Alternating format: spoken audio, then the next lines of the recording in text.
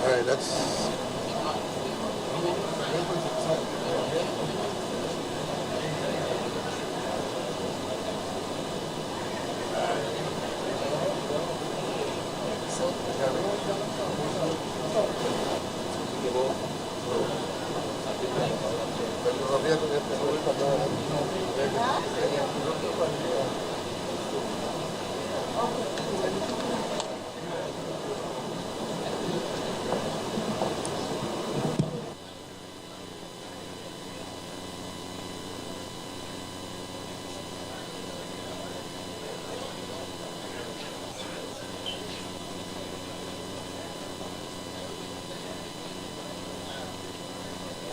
Address speaker this afternoon, Comrade Maraj. Other invited guests, I don't have my guest list with me, but we want to do, every year we normally start the conference by paying tribute to all those soldiers, known and unknown, who contributed to the success, the birth of the Oilfield Workers Trade Union. And just outside, in front of the building, there's a monument where we pay tribute to all the soldiers.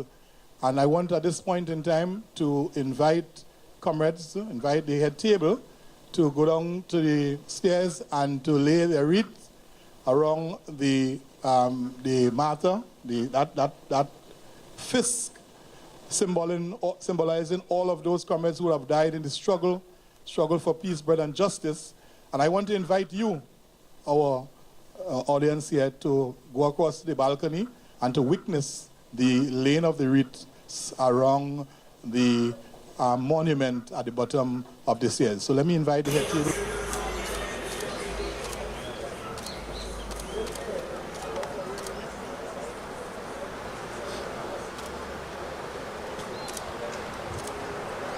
Let me get again now. One more.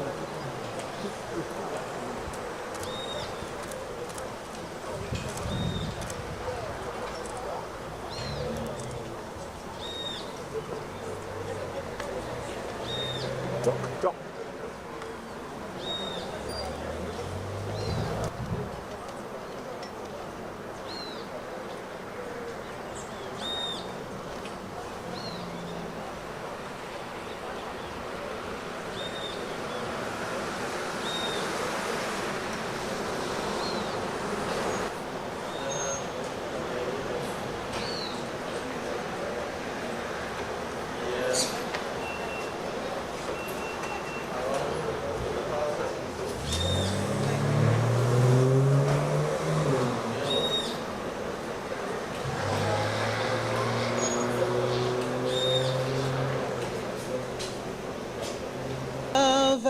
Of liberty in the fires of hope and prayer, with boundless faith in our destiny, we solemnly declare.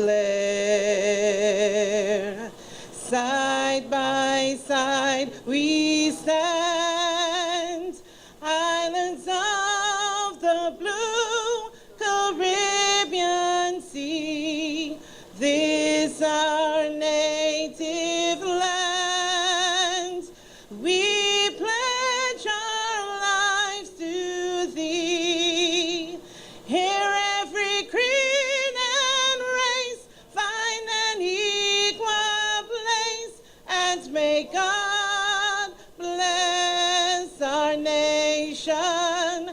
Here every creed and race find an equal place, and may God bless our nation.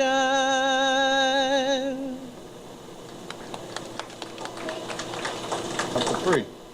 So we now want to move into invocation. We want to ask Sister Joanne Phillip to come to the podium to lead us in some prayers. Good afternoon, comrades. Almighty and most merciful Father, we come before you this evening, Lord, with thanksgiving in our hearts and in our hands. Father, we ask you to bless this evening, Lord. Father, we ask you to take these proceedings and make them what you want them to be. Father, our President General, his executive, all specially invited guests, all comrades, members of the OWTU and other fraternal organizations, we ask you, Lord, for a blessing collectively as well as individually. Take us, Lord, from this point forward ever and backward never. Keep us always pressing on, looking for eternal peace, bread, and justice. Master and friend, we ask you, Lord, tomorrow at our next session, those proceedings, Lord, we place them in your hands. We ask you, Lord, to do the work of the union with fervent fear and faithful gratitude. We ask you, Lord God, to take everything and make it in the best interest of the working class of Trinidad and Tobago, and by extension, the Caribbean. This evening, Father, we ask you, Lord, to bless us, Lord. Bless our conference. Take charge of all our delegates. Those still on their way, Lord, grant them traveling mercies. As you taught us to say, Lord, our Father who art in heaven, holy is thy name, thy kingdom come. Thy will be done on earth as it is in heaven. Give us this day our daily bread, and forgive us our trespasses, as we forgive those who trespass against us. And lead us not into temptation, but deliver us from all evil. For thine is the kingdom, the power, and the glory, forever and ever. Amen. Father, Lord, we thank you, and we continue, Lord, to be the watchdog for Trinidad and Tobago. This evening, Lord, thank you for your blessing. Amen. Thank you very much. Comrades, before you sit, we want to raise, outside is cold and so on, we want to raise the tempo with a union song. We meet today in freedom's cause. We meet today in freedom's cause and raise our voices high. We'll join our hands in union songs to battle or to die. Hold the fort, for we are union is we strong. Side by side we battle onward, victory will come. Fierce and long the battle rages, but we never fear. Help will come. Help will come when help is needed. Share, my comrades, share. Hold the fort, for we are coming. Union is be strong. Side by side, we battle onward. Victory will come. Fierce and long. Fierce and long the battle wages, but we never fear. Help will come when help is needed. Share, my comrades, share. Hold the fort, for we are coming. Union is be strong. Side by side, we battle onward, victory will come. Thank you, comrades. Still Roger, George Roger, new General Secretary, Comrade Richard Lee, sitting in as General Secretary for the first time. Let us give Comrade Lee a round of applause. Other executive colleagues, distinguished feature address, Comrade Lawrence Maraj. I don't think he needs any introduction. We'll do that later. Distinguished guests, ladies and gentlemen, comrades all, good afternoon. Today, July 22nd, 2016, is a really historic day.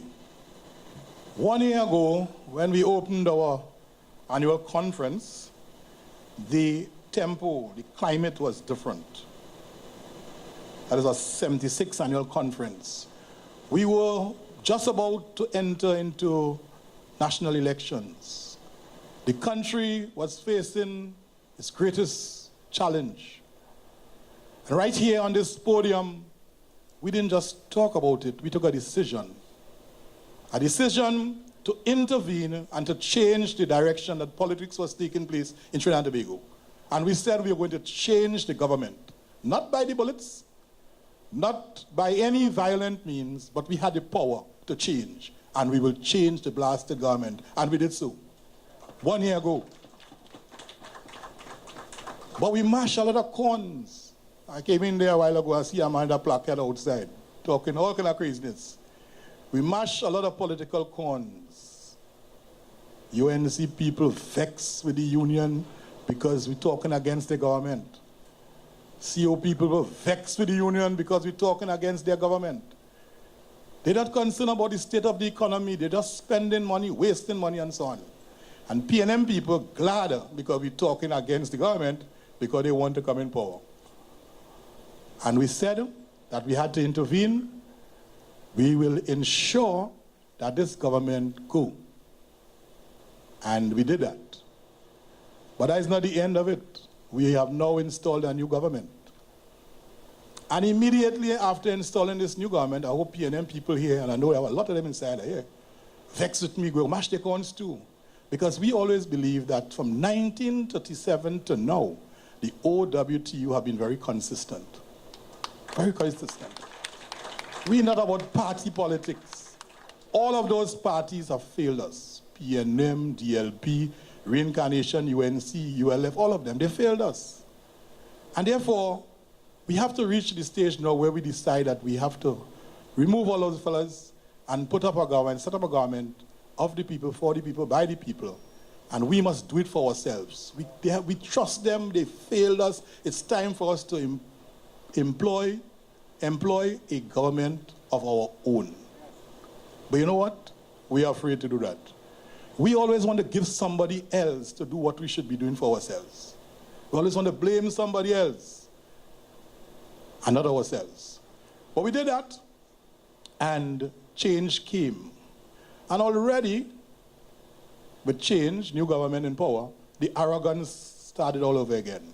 Just reaching 8 months in office. Some of them fellas in government, they feel they own the place.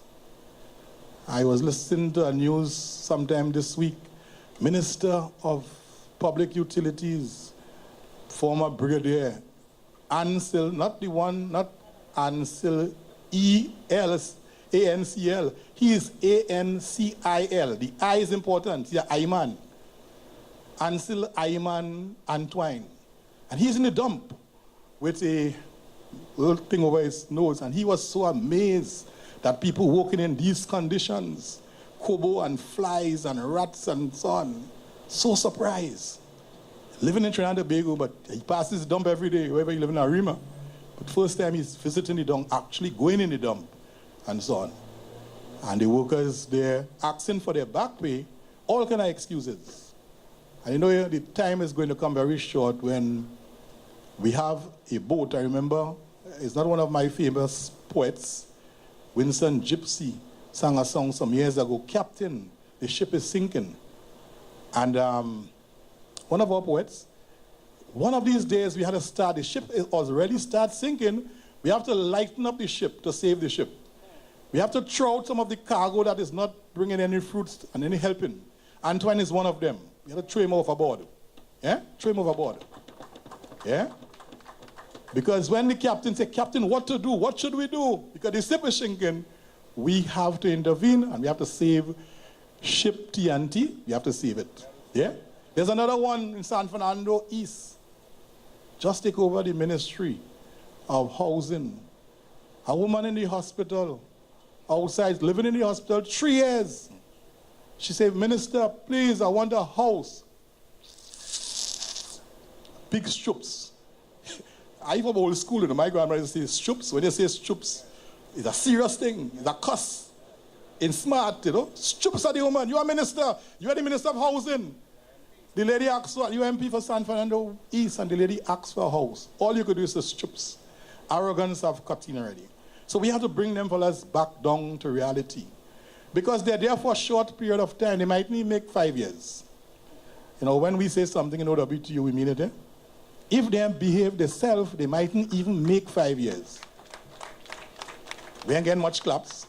I expect that. Yeah, I know why. But the sad thing is that if we move them out, we can't put back them fellas we moved before, you know. No. So we have to prepare our vehicle to take charge. And this time, we have to ensure that our own will do for us what nobody else did for us. The working class must know by now that we are in charge of our own destiny. We are in serious challenge, comrades, in this country today. Oil and gas prices have been reduced to more than 50%. The government revenues have fallen. And everybody's panicking. They want to interfere with the gate. They want to interfere with everything. And yes, the last government wastes, they abuse, they corrupt, and they squander a lot of monies and so on. But we have to be very careful as we plot a way forward how we reorganize the society. It cannot be just business as usual. Remove out the UNC, put in the PNM, PNM continue fixing their friends and families and supporters, and then next 5 years, we move them out and we put another group in place. In this country, it is sad, but it's true. We are divided among the races. Since when? Many, many years ago, 200-300 years ago. All of us, Indians, Africans, Chinese, sprinkling of Japanese and Syrians, all of us came here to this land, and we made this land what it is today. This land belongs to all the people of Trinidad and Tobago. Yeah? All the people of Trinidad and Tobago. And in our constitution, we have the right to support whatever party of our choice, or not to support any at all. That's our right.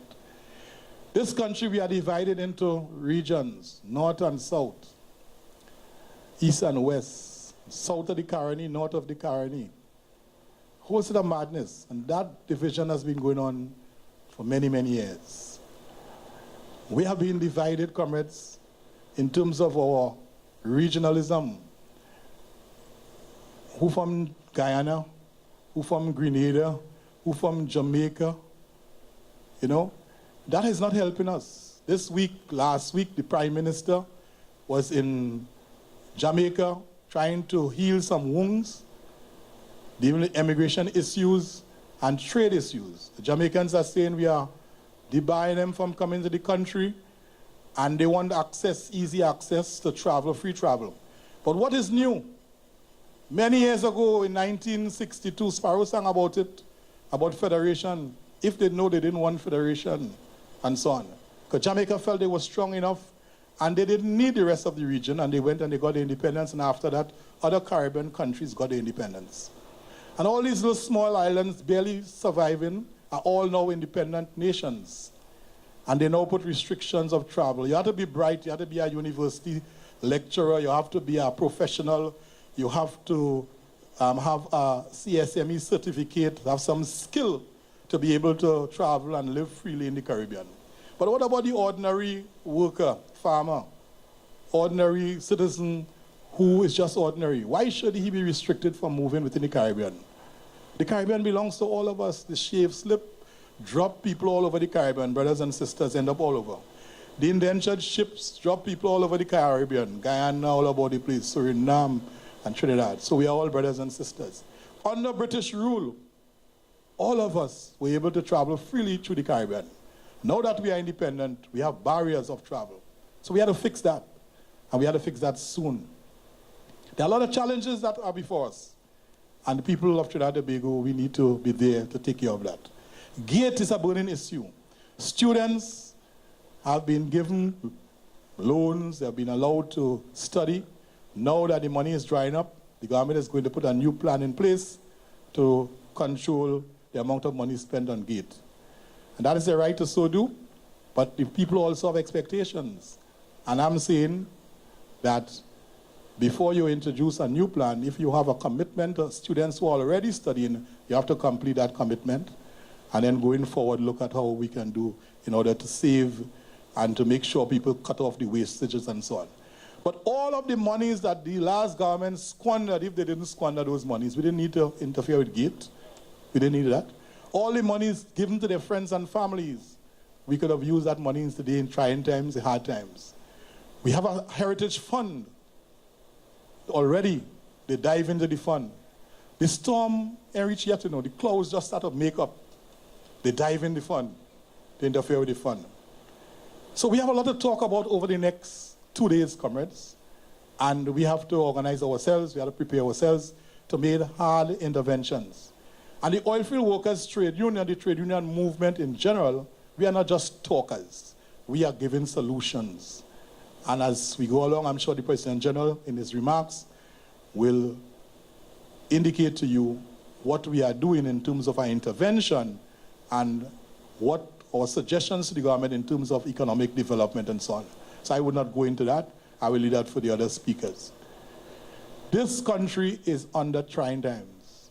We have to make our intervention, and we also have to be real, because while we're saying that we want to help and so on, it's only when they are in crunch time like now, they want to listen to the trade union movement. But are they genuine? We're not so sure. Not so sure. One thing we can assure workers is that the union is not going to give up its rights. We are not giving up anything to the political parties, because of all my mother's 12 children, I love myself the best. Yeah? We have to make sure that we protect our rights and our interests. And if we didn't do that, nobody is going to do that for us. So, comrades, I want to officially declare this conference open. And I want to thank all of you. The chairs are now filled. The place is looking decent now, yes. I want to thank all of you for being here this afternoon. Over the next 2 days, this is the formal opening. Tomorrow, Saturday, we have a day of intense discussions and activities, what we are going to do, our solutions and so on. We want to commit ourselves to developing Trinidad and Tobago, for being the paramount organization in paramount building, giving solutions to the problems that the country faces. So let me welcome again everyone and thank you for your presence.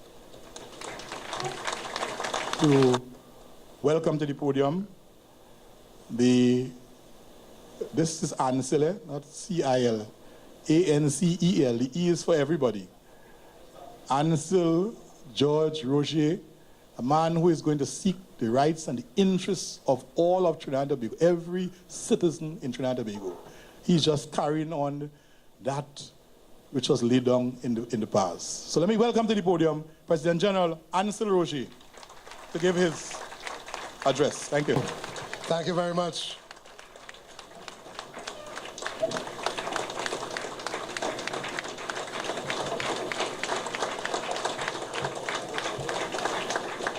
Thank you very much. Comrade Chairman of this 77th Annual Conference of Delegates, our first Vice President, Comrade Carlton Gibson, our feature speaker, former Attorney General of Trinidad and Tobago, freedom fighter, and renowned anti-corruption activist, a dear friend and comrade of the OWTU, Senior Counsel, Ramesh Lawrence Maharaj,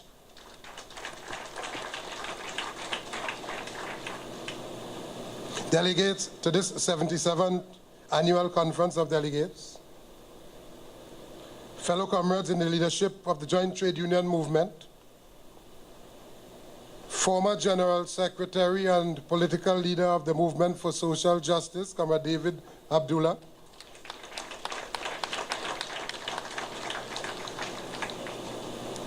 Comrade Coleman, Comrade Calendar, Comrade Maharaj, Dudnat Maharaj if he's here, and other retirees, stalwarts of the Oilfields Workers Trade Union, specially invited guests, members of the media, well-wishers, friends, comrades of the Blue Shirt Army, sisters and brothers, all supporters of this noble cause of justice, good evening.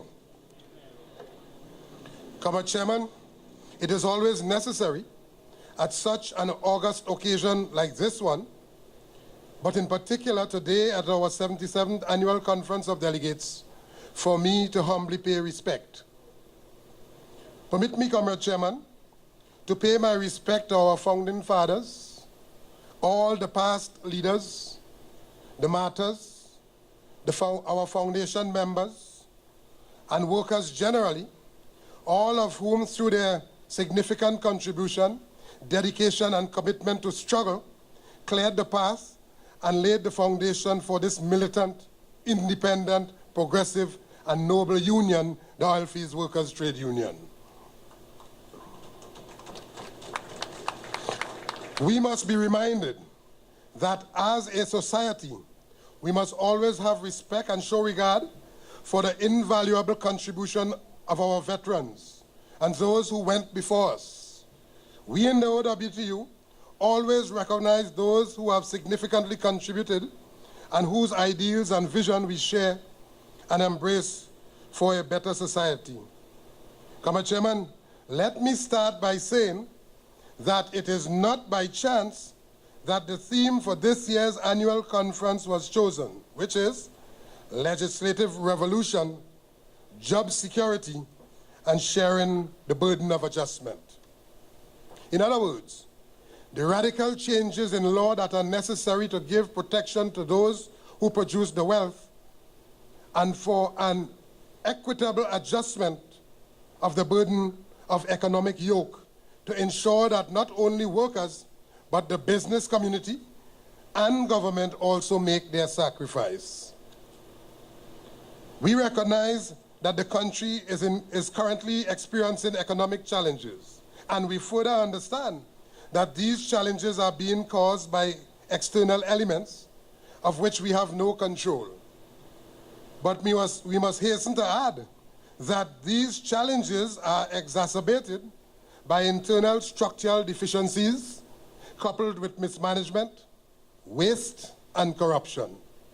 It does not matter what race, religion, geographic origin or location, or even political affiliation. We must be brutally honest and admit that indeed we are facing difficult economic challenges. The current global economic situation is fundamentally due to the inherent crisis of global capitalism. This crisis is at all levels: economic, financial, social, cultural, and political. The main cause of the crisis is the inability of capitalism to develop real productive forces on a world scale. Whilst they may record booms and slumps, when examined over any sustained period of time, it is discovered that globally, this trend is in a downward direction. This means that if nothing is done, the working class will be facing many years of stagnant or falling standards of living. Even the IMF has been forced to admit that the current global economic structure is failing. They have repeatedly downgraded their forecast. In relation to their 2012 forecast, the IMF has revised its 2020 estimates for the following countries as follows: US GDP downwards by 6%, Europe by 3%, China by 14%, emerging markets by 10%, and 6% for the world as a whole. In other words, globally, there is a reduction in real growth, and worse, the forecast is that it will continue. At the heart of this crisis is the fact that productive public investment is falling. Even worse, investment spending is forecast to remain below the pre-crisis level. But as the present very slow economic recovery continues, what is needed is more public investment spending. Even the IMF, Comrade Chairman, even the IMF in its June 2015 staff report admitted that, and I quote, public investment can serve as an important catalyst for economic growth, end quote. But instead, investors and governments globally have been reluctant to increase productive investments. In other words, they are holding back on investments. For several years, multinational companies invested heavily in emerging economies. But this too has now slowed down, given the overproduction or excess capacity affecting their own economies. The report further stated that since the crisis began, global debt has actually risen. The level of debt is of an unprecedented scale. The proponents and evangelists of austerity measures have always argued that one of the main reasons for austerity measures was to lower the volume of debt, particularly state debt in respective countries.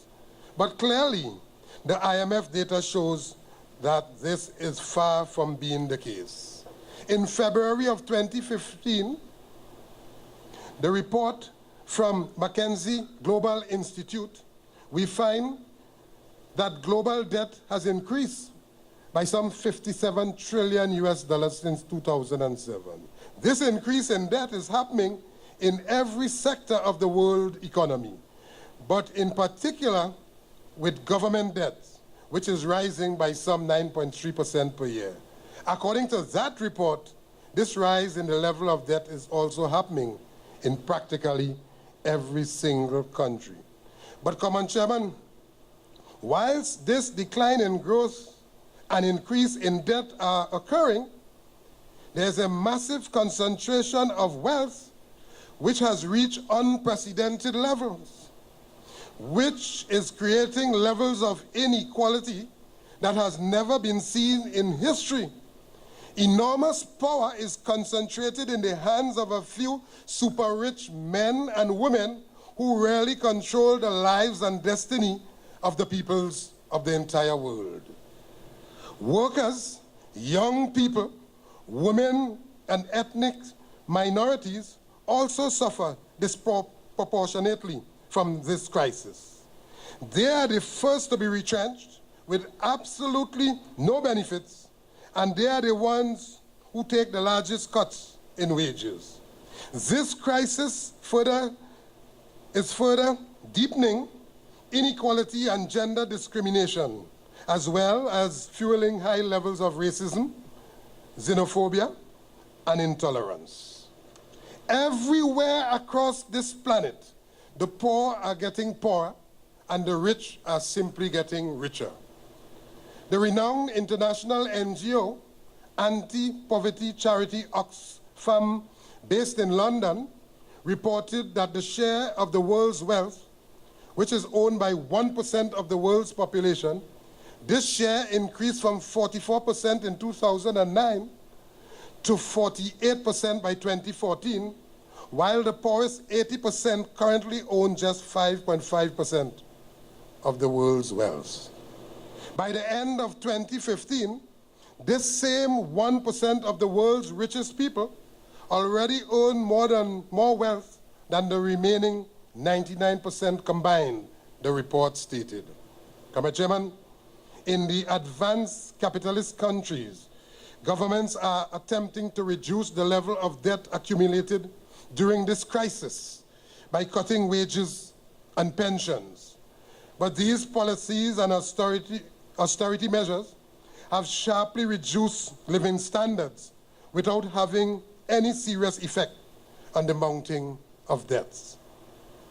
All the painful sacrifices inflicted on the masses in the last 7 years have failed to solve the crisis. On the contrary, the measures have made it worse. As my colleague, Comrade Vincent Cabrera, always reminds us, the Keynesian and orthodox monetarists have absolutely no solution to offer. The already intolerable level of debt continues to grow unabated, acting as a deadweight on growth.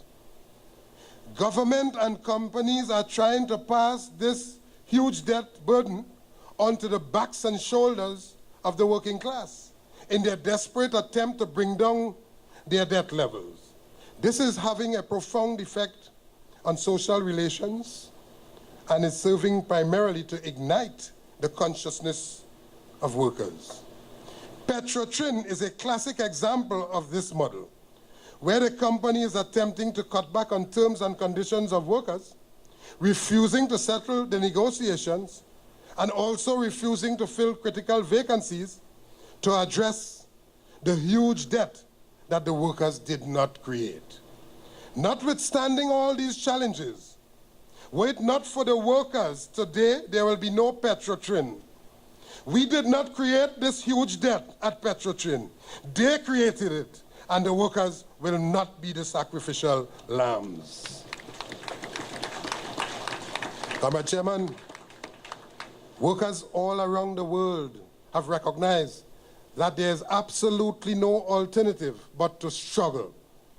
And they are staging a huge fight back to protect job security and other overall protection for working people.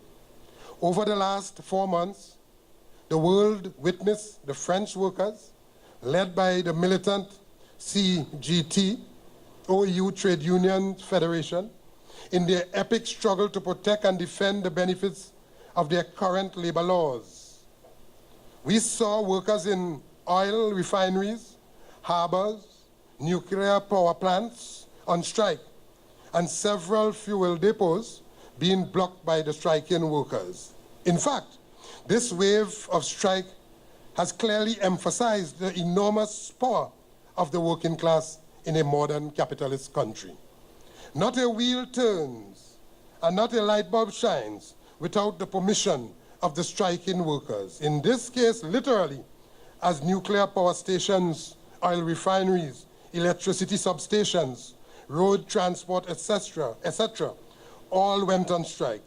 Even national newspapers have to get the permission of the printers' union to come out to work. Workers across Belgium, Greece, South Africa, Peru, Brazil, Argentina are all engaging in massive struggle against austerity measures and to defend and protect workers' rights and the hard-won benefits, terms and conditions of work. And now, Industrial Global Union, the International Federation of Trade Unions, to which OWTU is affiliated, has recently reported that workers employed at Woods Group Oil and Gas Company will be taking strike action on July 26th this year. According to Industrial, it will be the first North Sea strike in a generation. This is definitely a period of fight back for workers of the world. And therefore, comrades, here in Trinidad and Tobago, we can be no less. But, Comrade Chairman, why am I telling you all of this at this 77th Annual Conference of Delegates? Well, I did not just want to show the fallout of global capitalism, but also to illustrate that the workers all over the world are not prepared to sit idly by and allow these austerity measures to wreak havoc in the lives of working people. And all those workers are correct with their actions because they are the ones who create the wealth. Comrade Chairman, in other words, I share all of this just to give a small glimpse into the global workers' militant response to the global economic crisis. However, right here in Trinidad and Tobago, whilst we recognize the external context and global economic crisis, along with the workers' response, we also recognize that there continues to be inherent deficiencies within Trinidad and Tobago's economy. Our country, notwithstanding industrial development, particularly in the energy sector, has retained several elements of a plantation economy. It has therefore remained vulnerable to any shock from the global economic system. For example, with the falling price of oil and gas, with no transformation of our economy, we are without option but to reel under the consequence of the fall in revenue, which is dependent only on oil and gas. What further exacerbated our revenue earning capacity is the fact that these declining commodity prices is also coupled with our rapidly declining production volumes. Comrade Chairman, we did not reach this point overnight. Neither did we reach here simply because of falling commodity prices. We are in this crisis because of poor governance, mismanagement of the economy, massive corruption, and this has resulted in levels of economic stagnation which could ultimately lead to social instability. Simply put, the country was on a downward spiral for some time, but this downward spiral was accelerated over the last 5 years. Comrade Chairman, I think it is also necessary at this point to again remind ourselves and the country that there were some of us who were not prepared, not willing to accept the poor governance and the massive corruption meted out by the last administration. We refused to accept it, and for that, we paid a huge price. But, Comrade Chairman, you know, we are a 9-day wonder country, and all of these things we easily forget.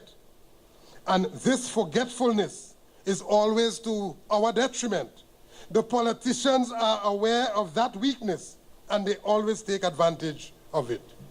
That is why those who are responsible for poor governance and massive corruption over the last 5 years can easily now present themselves as angels with prescriptions to fix everything that they themselves destroyed.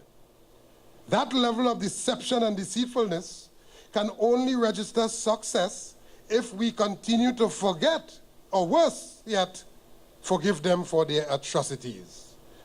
The OWTU will never forget, and certainly we will never forgive them. I want them to know that we will never forget that they abandoned their commitment to the workers' agenda. Let me remind you, we will remember that the UNC, for their intense attacks on the progressive trade union movement and attacks on the OWTU in particular. We will not forget that just to spite and victimize us, they bluntly refused to settle all our major state negotiations. TNTEC, Petrotrin, NP, UE, and UTT. Today, these negotiations are still outstanding, man, and that is because of their vindictiveness. They refuse to introduce any new piece of legislation that would adequately address the issues of retrenchment, compensation for workers who suffer occupational illnesses, injury, or death while at work.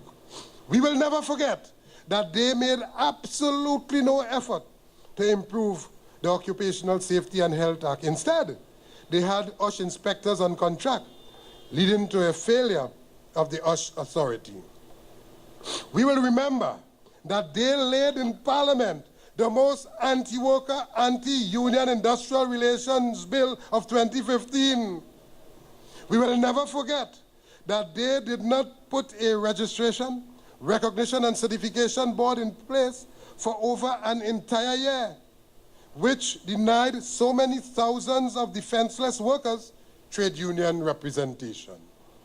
We will remember how they used their deep pockets, the deep pockets of the state enterprises, using taxpayers' money to deny workers justice, and how they give their lawyer friends huge briefs to carry these matters to the court, frivolous matters to the court. We must never forget the unfair and unjust dismissal of 68 workers at National Petroleum Marketing Company. And when the union won that matter in the industrial court, they appealed the judgment. And they were even prepared to take us to the Privy Council. And for that, we will never forgive or forget them. They did all of this just because in our consistent role to provide voice for the voiceless and defense for the poor and the working class, we stood up and spoke out against the level of poor governance and corruption under the UNC. That is why they did all of this. And today, we are still paying the price.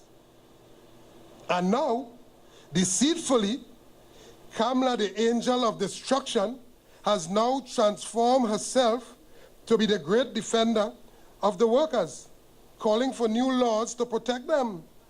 Well, this evening, for yet another time, I want to tell Kamala, Wade Mack, and the rest of the deceitful bunch to take Munilal's advice and whine to the side. Mr. Chairman, you know what is strange about all of this? It is that while we were standing up, speaking out, and marching, highlighting all of these issues, the UNC supporters paid us no mind. Instead of correcting their party in government, they unleash a most vicious propaganda war with public talk show programs, blogs, hired talk show hosts to assassinate our characters, to vilify and demonize us on state media talk shows, on the blogs, on social media, and even in the parliament. And now, the same people who refused to hear us then, they are saying that now we are silent. They are not hearing us, and that we are quiet. But this evening, I want to tell all of these UNC sympathizers and sycophants that when we were speaking out, you were not prepared to listen. You were not prepared to correct your party in power, making excuses, all kinds of excuses. But now you want to hear us? But you cannot dictate how and when we will speak. We have been fearlessly speaking out against injustice since 1937, and we will continue to be consistent. We and us alone will determine how, when, and where we will speak.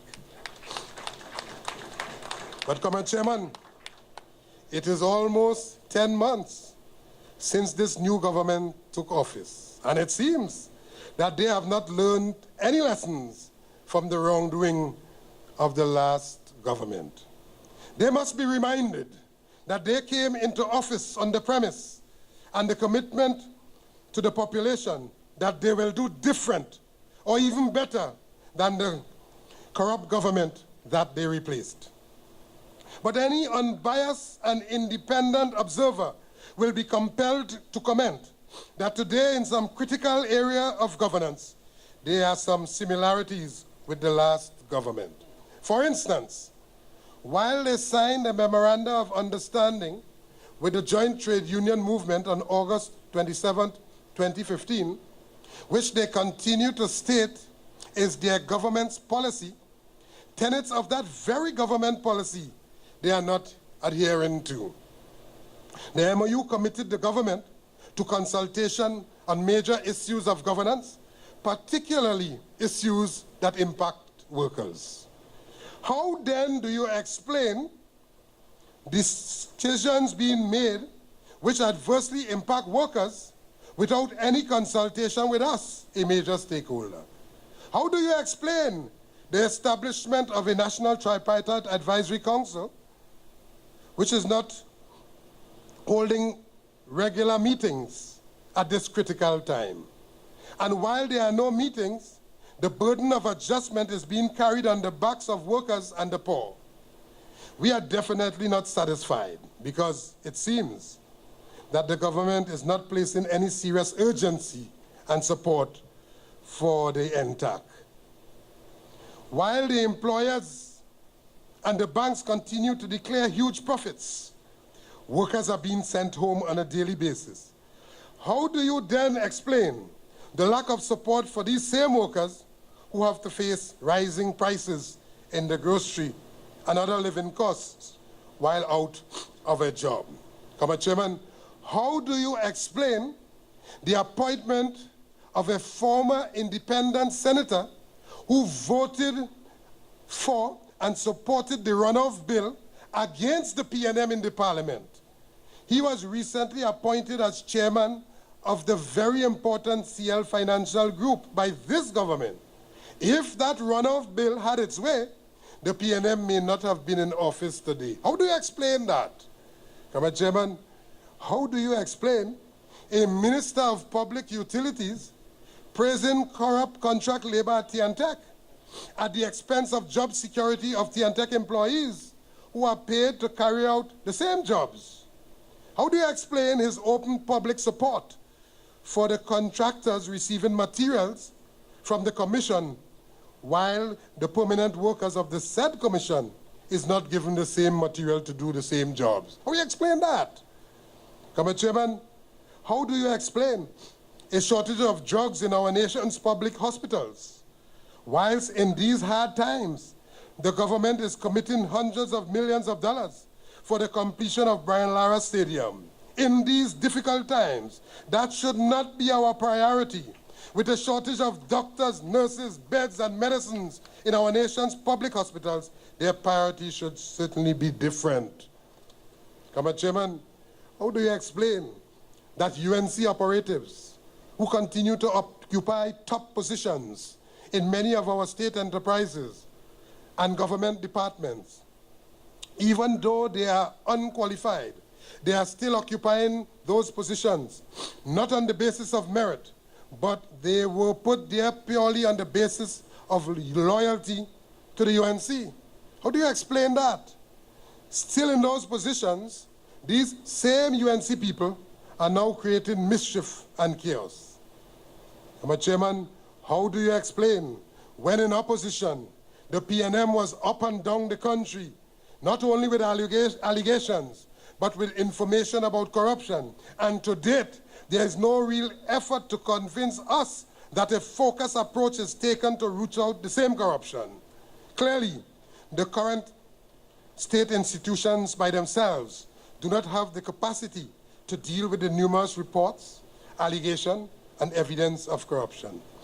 If the government was serious about corruption, they would have already set up an independent anti-corruption bureau with the constitutional authority, forensic resources, and capacity to investigate all of these allegations of corruption.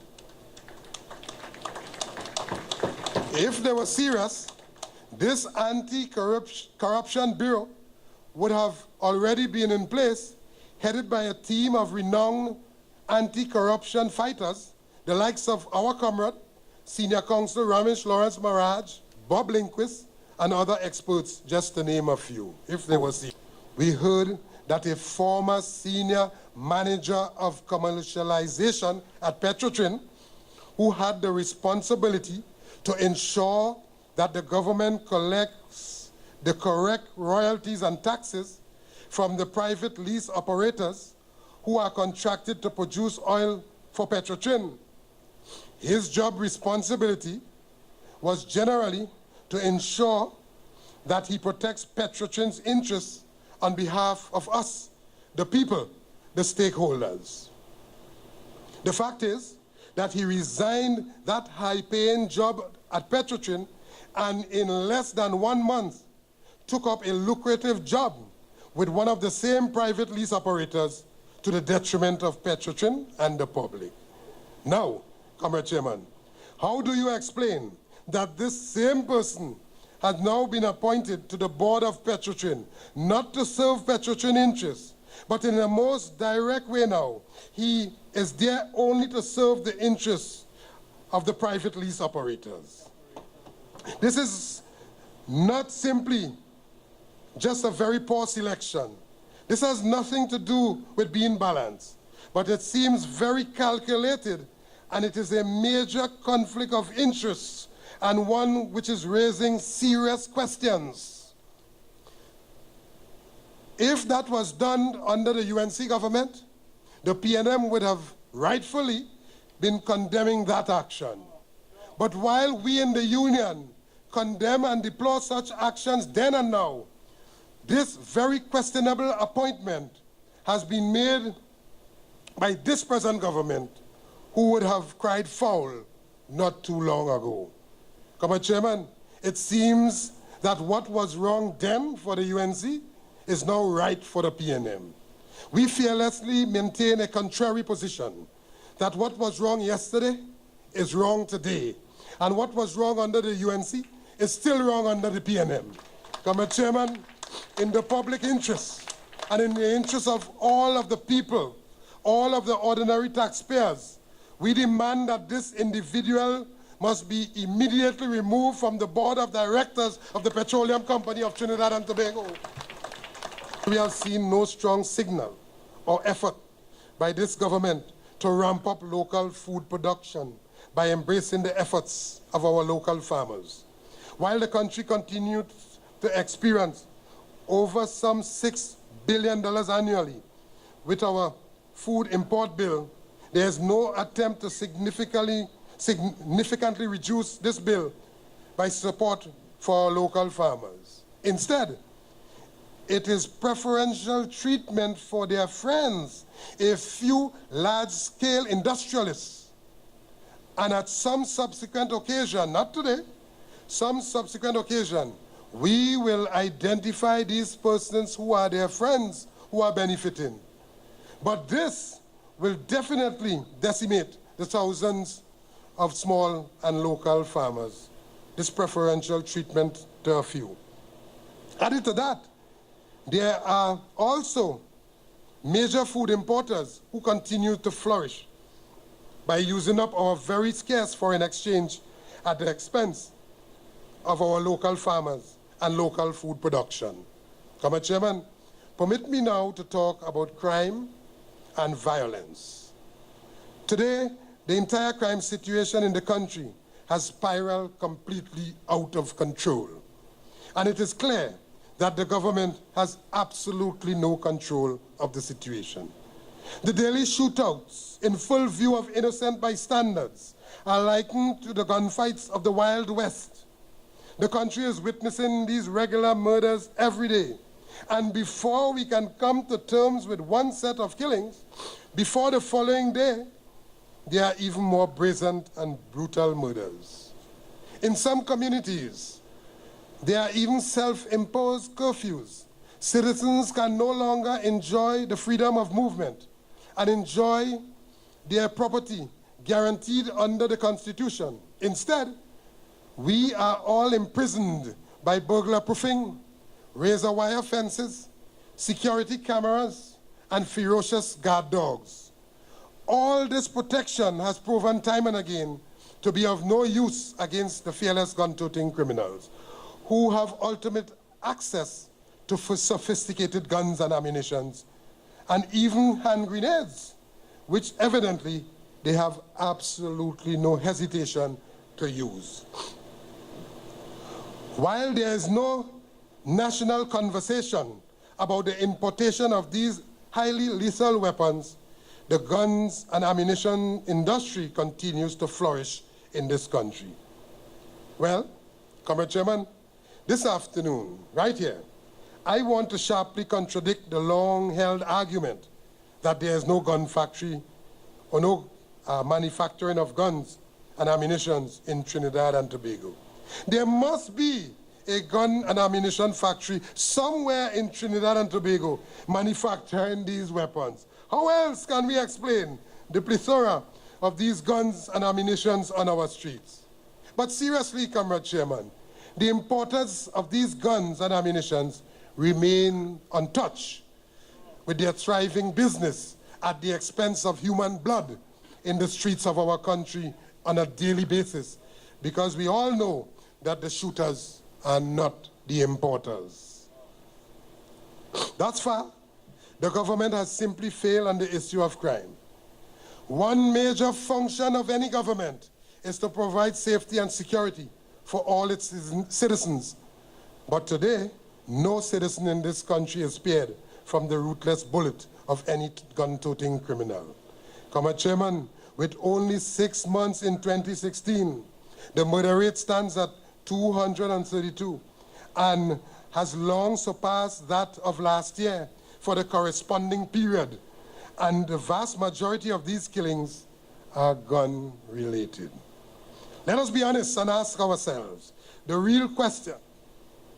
As a citizen of this country, be honest, as a citizen of this country, are you feeling any safer today than 9 months ago?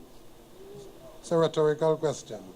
But this evening, I want to say to the supporters and sympathizers of the PNM who, like the UNC supporters, are now conveniently burying their heads in the sand because their party is now in government.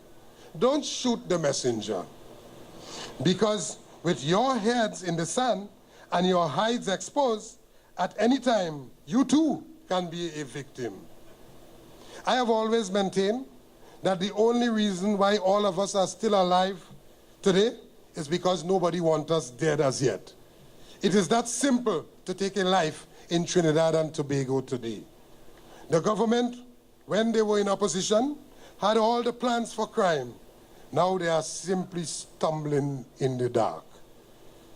Don't tell me that this is a new government, a young government, and that they are in office for just 9 months, and that we must give them a chance. I reject that. All of us must reject that.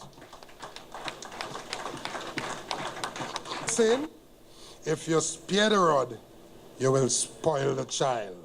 If you do not correct and train the child when the child is young, when the child grows up and becomes an adult, the child can take no training at that point.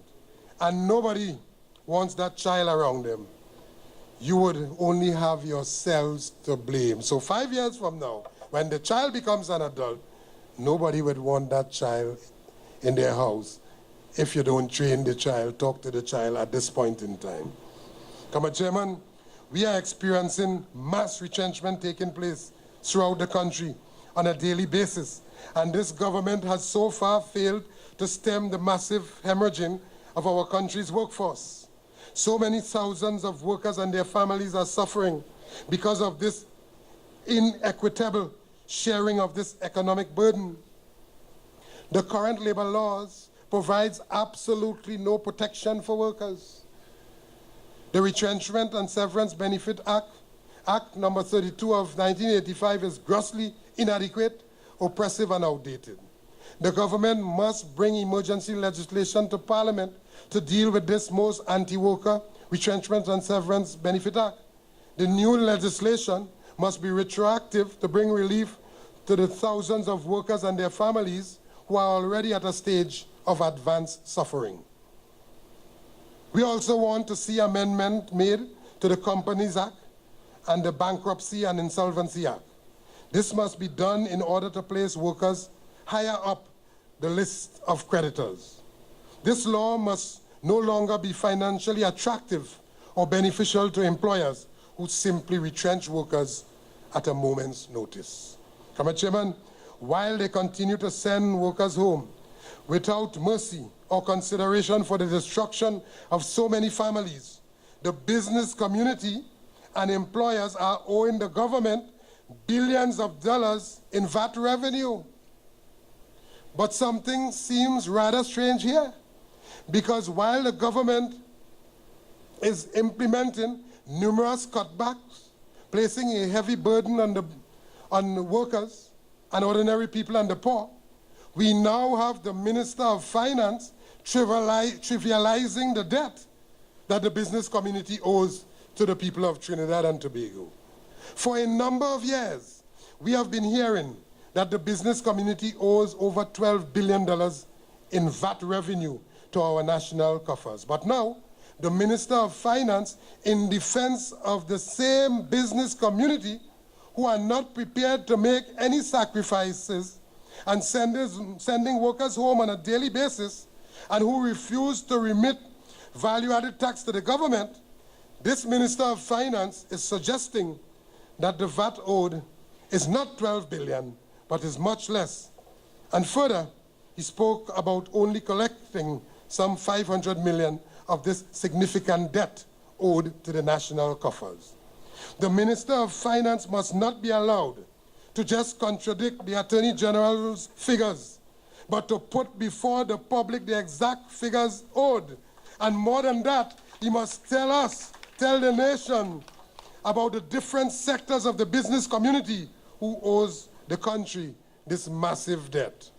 By his statement, there seems to be more support for these vultures while workers are being sent home, while workers are suffering at the hands of these merciless employers and business community. Comrade Chairman, given all of this, what is the way forward? Well, on Labor Day, I announced Labor Economic Alternative Plan, the acronym called LEAP. We believe that this plan can help the country leap forward out of the crisis. The Joint Trade Union Movement, JTUM, has already presented this plan to the Economic Development Advisory Board, and we intend to present it to the National Tripartite Advisory Council, and also to present it to the Minister of Finance before his preparation of the 2017 budget. At the level of the Joint Trade Union Movement, we have also decided to host a national conference involving shop stewards and branch officers from across all the various sectors of the economy. This COSABO will be held on September 8 right here at Paramount Building. It is critical for our shop stewards and branch officers and activists to fully understand Labour's economic alternative plan so that we can commence our massive mobilization around this important plan. Comrade Chairman, our plan aims to be an alternative to austerity and any other neoliberal measures, which measures, if allowed to be implemented, will reduce workers' terms and conditions, accelerate job losses, and further threaten the social fabric of Trinidad and Tobago. Our plan will focus on growth, because without growth, unemployment levels will significantly rise. The deficit gap in our national budget will further widen. We have been warning the country since 2013 that the economy was not growing and that it was in trouble. Nobody took us on. At this stage, what the country needs is not an ordinary or simple stimulus package, but rather a transformational stimulus package. This is what we are proposing. We want to get the economy growing again and keep it growing, keeping the growth process alive. We propose that the government in the next budget should provide a control and transformational stimulus package of 3% of the GDP. In other words, there must be public investment in the amount of approximately some $5.7 billion. This investment will focus on 4 strategic areas. 1, massive expansion in food production. 2, to boost existing infrastructural projects. 3, projects in tourism and manufacturing. And 4, real investment in expanding our range of energy products. We are also proposing the establishment of an industrial development fund. The funding for this will come from local resources such as NIB, credit unions, pension plans, and the banks' excess liquidity. The fund will provide low-interest loans ranging from between 1 and 5% to be made available to businesses aiming to generate or save foreign exchange. We also recommend the undertaking of an immediate upgrade and streamlining of the existing agencies already providing support for the country's entrepreneurs.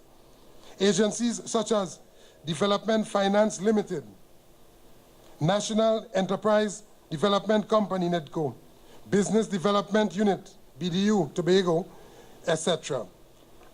Our social policy proposal recognizes the importance of a social safety net to mitigate the negative impact of the current economic crisis. It is absolutely necessary to improve targeting these programs. We will encourage an increase in spending in areas where effectiveness is established, and a reduction or elimination in spending where programs are not being effective. Mr. Chairman, this is not support for any welfare state, as some of those pro-capitalist bourgeois economists would like to suggest. We know that the people at the lower end of the economic ladder are more likely to spend new money than people at the higher level, and therefore it is spending by small and middle income people that drives the economy. With declining growth in mind, We are not suggesting that we simply pump money into the system, contrary to what some economists have already reported. The suggestion here is that currently, it is the way in which we are doing some things, it is hampering the country's growth and the growth of the economy. We are therefore making recommendations for growth-oriented changes on the part of each key stakeholders in the economy. The government, first of all, has to put mechanisms in place to address the current wastage, which includes mismanagement and corruption. Our target is to save some 11 billion TT dollars by cutting wastage, mismanagement, and corruption. This can close the deficit gap considerably without having to borrow. A key consideration where growth is concerned is productivity. But productivity is fundamental, but fundamental to productivity is the question of measurement. Productivity is not only about workers working harder or even smarter. It is much broader and deeper than that. It is all-encompassing. The time has come for Trinidad and Tobago to begin to measure productivity at all levels. If this is not done, the country will never be able to overcome its productivity challenges. We are also strongly recommending that the government set about revamping the National Productivity Council, which must undertake the measurement of total factor productivity. The main change required by the business community has to be a change in their attitude towards the use of our country's foreign exchange. The days of the users who bring in no foreign exchange must be over. These major users of foreign exchange manufacture nothing locally. They simply use our very scarce foreign exchange to import goods, mark them up at a much higher price, and make a huge profit by selling in our local market. Our recommendation is that government should provide fiscal incentives for businesses who are generating or saving foreign exchange. In a country that desperately needs foreign exchange, companies who do not bring in or save foreign exchange should never be allowed to pay the same taxes as companies that do. And they should be made to pay more. The final stakeholders are us, the citizens, who are the consumers in general. And the more we turn to imported goods to support our standard of living, the harder it will be for the economy to grow. Some imports will always be necessary, but we have to make choices. Which choices will keep the growth process alive? This calls for a different attitude to locally produced goods and services. We're not just talking, we are recommending a prescription for getting our way out of this crisis. In the final analysis, in order to grow our economy out of this crisis and sustain that growth, we need to keep people in jobs and to ensure that workers have sufficient disposable income to spend on local production. Mr. Chairman, the progressive labor movement is giving the government and the country a choice to grow our way out of this crisis. We are not prepared to accept that even as we present this viable alternative, that in spite of this, the government will still choose to introduce austerity measures. We are also not prepared to accept that various state enterprises do nothing about corruption, nepotism, and bad management at the expense of job security for the very workers we represent. We are not prepared to continue to accept that. That must stop, and the government must ensure that it stops. Mr. Chairman, it is only through mass mobilization by thousands of workers that the government can be compelled to do what is right. We must be prepared to use the power of the streets and the strength of the workers to get them to take fair, just, and correct measures in the interest of all. We always have a choice. We can continue to bury our heads in the sand whilst these state enterprises fail and thousands of workers are sent home. We can choose to be silent while the entire country continues to sink into crisis after crisis with crime and violence, poor health care, corruption, and a failing economy. On the other hand, we can exercise the choice of a strong and powerful labor intervention to grow the economy, preserve jobs, save Trinidad and Tobago, not just for ourselves, but for our children and for future generations. And enlist the support of the wider society, like the workers of Africa, Asia, Europe, North, Central, and South America, who are engaging in major struggles and fight back against austerity. We must connect with communities and build stronger solidarities with workers' struggle throughout Trinidad and Tobago. At the appropriate time during our working session tomorrow, this conference must resolve to tackle all these issues. At this point in our country's political and social and economic history, at this, our 77th Annual Conference of Delegates, we must take a definite position in supporting whatever action is necessary to advance our interests, and we shall do so fearlessly and without apology. Whilst many may share our vision for a more just society, the fundamental challenge now is how do we achieve it? It is clear that all attempts at achieving this vision, political order in the old system of governance will not provide the answer. Therefore, clearly, this cannot be the way forward. Our hope for a different future with a better Trinidad and Tobago starts with the belief in ourselves as the working class, as the creators of our country's wealth. For a more equitable and just society, we must now aim to take control of it. We must create a new order, a new system of governance, which gives power to the people to determine their own destiny on the basis of equity and social justice and a decent standard of living for all. Comrade Chairman, it is only in this new construct we can find guarantee for a better quality of life for all of the people as we go forward ever and backward never, forward ever and backward never, forward ever and backward ever, because we will never, ever, ever surrender. I thank you.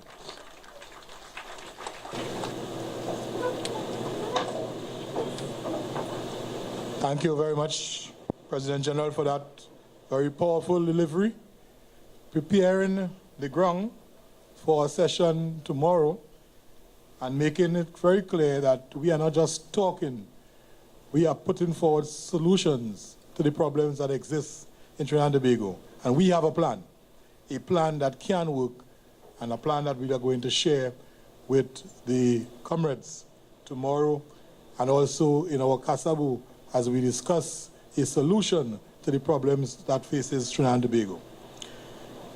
Comrades, at this point in time, I want to move on in terms of the agenda. We have a calypso. I want to call on Calessa Charles to do for us Beyond the Boundary. Sister Calessa, let's give her a round of applause. LG's in the house. Calessa is the OWT's reigning monarch, 2016. And she won our crown, I was there. She won our crown in Faizabad, and she beat a bunch of credible contestants. So let's welcome Calessa. Is it going? And it looks like a 6. And it goes way beyond the boundary.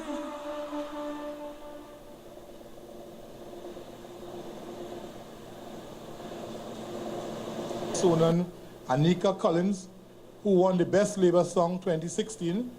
And I want to call upon now to do Only the Workers.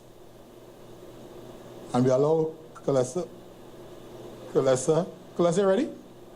Okay, so Calessa will come on later. Let's call on Anika Collins, doing Only the Workers, the Best Labour Song 2016. Anika Collins. Ooh, everybody wake up now, boy. So I come to tell a story tonight. You'll have to listen well, right? Can I just have some volume on the guitar?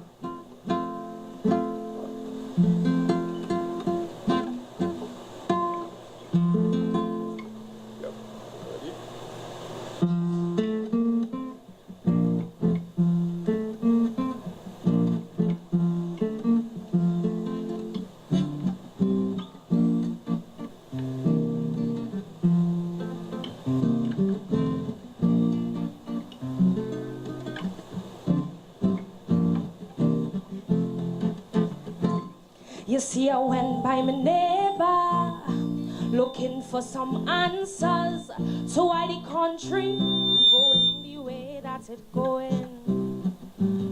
I was shocked more than ever when she gave me the answer, and I'm still trying to make sense of the things she said.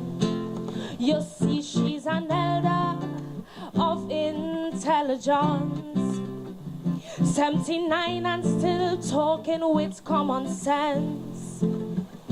She said, "Y'all listen to me.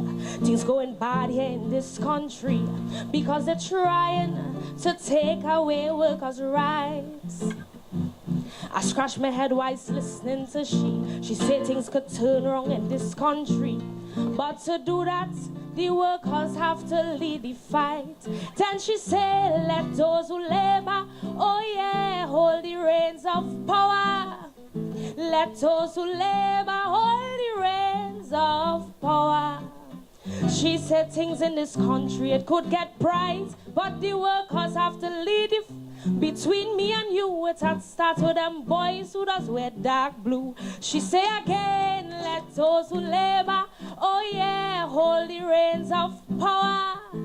Let those who labor hold the reins of power." She said things in this country, it could get bright, but the workers have to lead it. Between me and you, it had to start with DOWTU.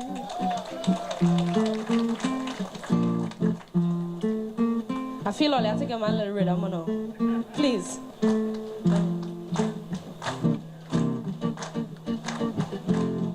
Da da da da da da da da da da da da.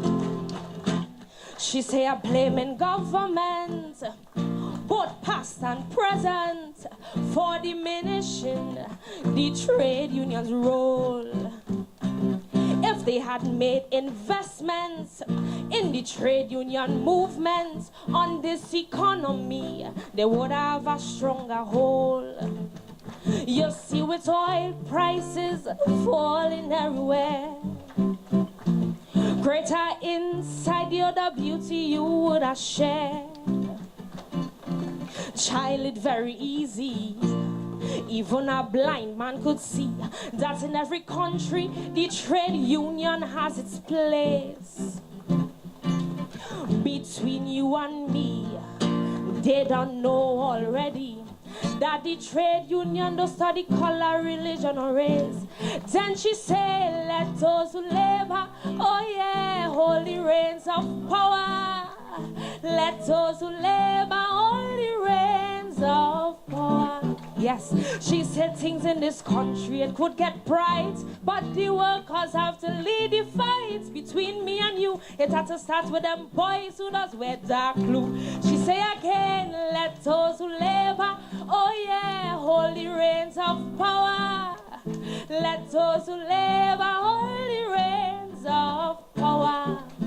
She said things in this country, it could get bright, but the workers have to lead the fight. Between me and you, it had to start with DOWTU.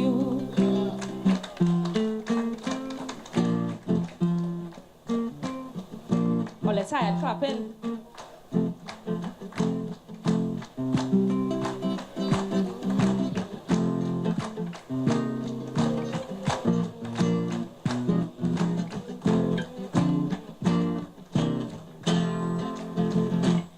She said, listen, my daughter, you see Comrade David Abdullah, that fella could have been the Prime Minister.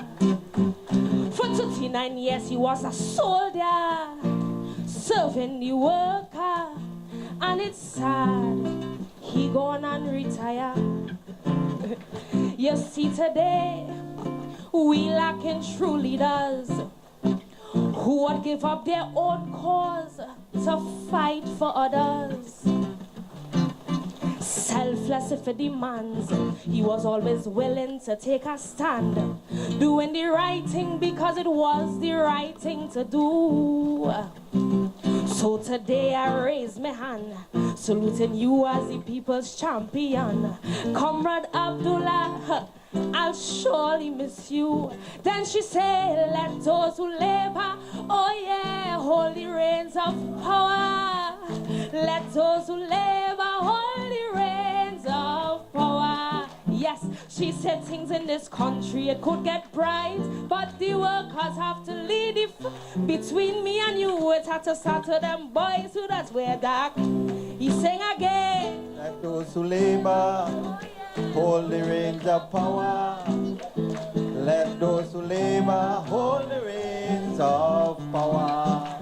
She said things in this country, it could get bright, but the workers have to lead it. Between me and you, it had to start with DOWT. A pleasant good night.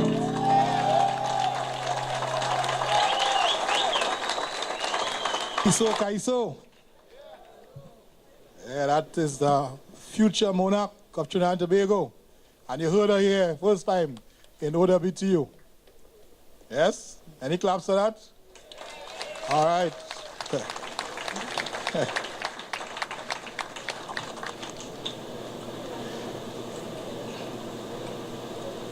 Comrades, about this time we want to bring to the podium our feature speaker, a comrade that really needs no introduction in Trinidad and Tobago. This comrade Ramesh Lawrence Maharaj, former Attorney General, former crime buster, a man of integrity, who stood up many years ago, was responsible for the fall of a government when he and others, Trevor Sudama, Ralph Maraj, and others, stood up against the government, fighting corruption, and they brought down that government. And today, those of us who are old enough to remember, in his time, the criminals used to be running. Or hanging, they used to be running. Today, a very strong comrade, very serious comrade, a comrade who made a mark in the sands and soils of Trinidad and Tobago. And today we are privileged and honored to have him do our feature address on this, our 77th annual conference of delegates. Let us welcome with a round of applause Comrade Ramesh Maharaj. Thank you very much. Thank you. Thank you, Mr. Chairman. Comrade Ansel Roger, the President General of the Oilfield Workers Trade Union, distinguished members of the executive who are on the head table and who are in the audience, my friend Mr. David Abdullah, the leader of the Movement for Social Justice, members of the executive, distinguished guests, members of the media, other protocol observed, comrades. I would first like to thank the President General of the OWTU, its General Council, and the membership for inviting me to give this address at the 77th Annual Conference of Delegates. It cannot be doubted that the OWTU has over the years made significant contributions to the protection of the rights and interests of workers. Its reputation for its militant and uncompromising actions against employers to secure and enforce the rights and entitlement of workers are well known. OWTU has also played an important role over the years in making government account to the population in respect of issues of bad governance, misuse of public power, official corruption, and undemocratic behavior. Your President, General Comrade Ansel Roger, is a strong leader. He is dedicated to protecting the rights, interests, and benefits and the security of workers. He is uncompromising in his quest for social and economic justice of workers, and therefore it is an honor and a pleasure for me to be here to address you this evening. It cannot be doubted that the OWTU has made an indelible contribution to workers' rights in Trinidad and Tobago, in that, by the battles it waged over the years against governments, the laws were amended to give new rights to workers. Those included the right to a minimum wage, to national insurance benefits, to retirement, pension, and severance benefits, and the right to greater job security. The challenges for the future facing the trade union movement in Trinidad and Tobago are, however, different from the past.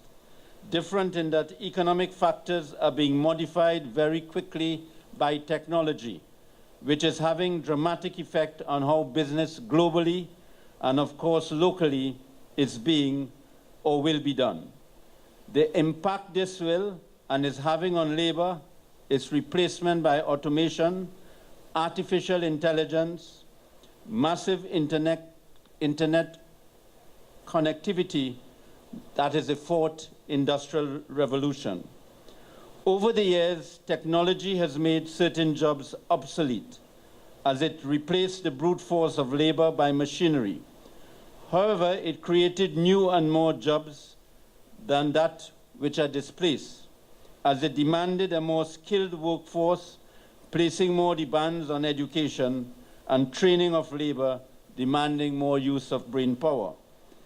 The fourth industrial revolution has continued this with a vengeance, creating more labor requirements at both the unskilled levels and at the highly skilled level. For example, the last recession in the United States of America, that is 2008 to 2009, saw the unemployment level rose to 10%, some 8 million jobs were lost. Today, the economy has turned around and has provided even more jobs than were lost. There is a major crisis looming, however, in Trinidad and Tobago at the present time, which threatens the jobs of workers. The recent recession in Trinidad and Tobago has already caused thousands of workers to lose their jobs. If the recession continues and the government's policy remains the same, Trinidad and Tobago in a few months' time would have a massive unemployment crisis. Many more thousands of workers would lose their jobs. It is in that context that I decided to talk to you today on the implication on the rights and interests of workers of the economic policies of the present government. My talk today will address the following main topics: the model of our local economy in which we have to operate. This will show up any shortfalls of the model and possibly what has to be done. 2, the current economic situation imposed on the economy by the drop in both prices and production of oil and gas, and in particular, it will show the impact on the cash flow within the economy and the challenge that face us and the present government's response. Other matters which adversely affect the rights of workers, recommendations for alleviating the problem, which will touch on some aspects of the global economy, constraints to economic transformation such as crime and corruption. Don't worry, it would not take very long. A worker's job is very precious to that worker. A job to a worker is more than getting a salary.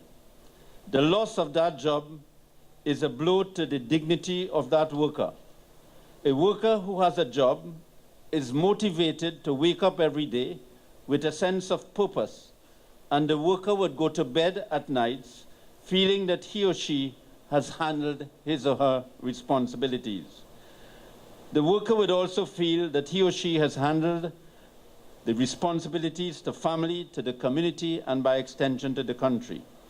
When that job of the worker is taken away, it is not only that the worker being deprived of the salary monies which are for the benefit of the worker and the family, but the loss of that job causes the worker to lose the motivation and may even lose motivation in life.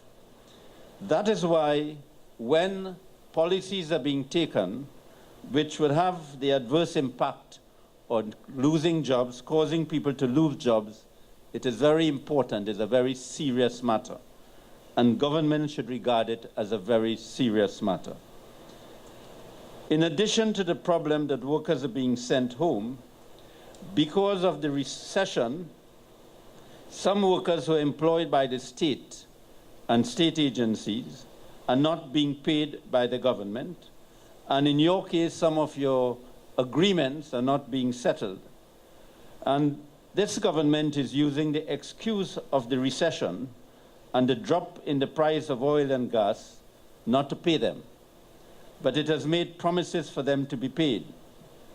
It is my view that the government has a duty to manage the economy, even if it is in recession, in such a way that it would arrange its budgetary expenses so that it would have the money to pay the workers their employment benefits.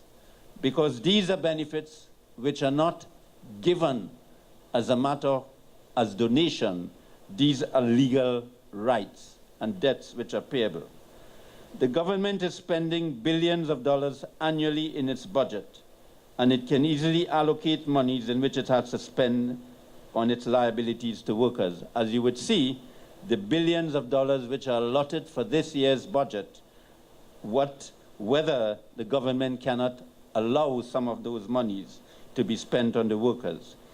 Any reasonable person examining government expenditures, the items of expenditures and the quantum of the expenditures in the items, you would readily see that government can easily make adjustments in order to consider the outstanding salaries, other employment benefits, and wage negotiations are matters of priority for the state, for it to pay.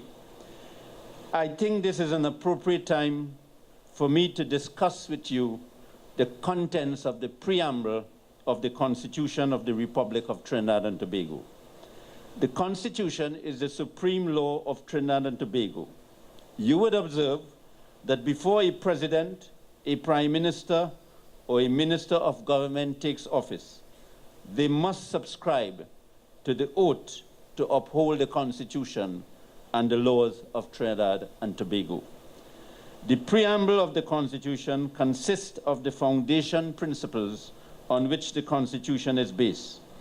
It would be noticed that in the preamble, it recites the principle of social justice and states that the economic system in our country ought to be operated in such a way that the wealth and the resources of the country must be distributed in order to serve the common good.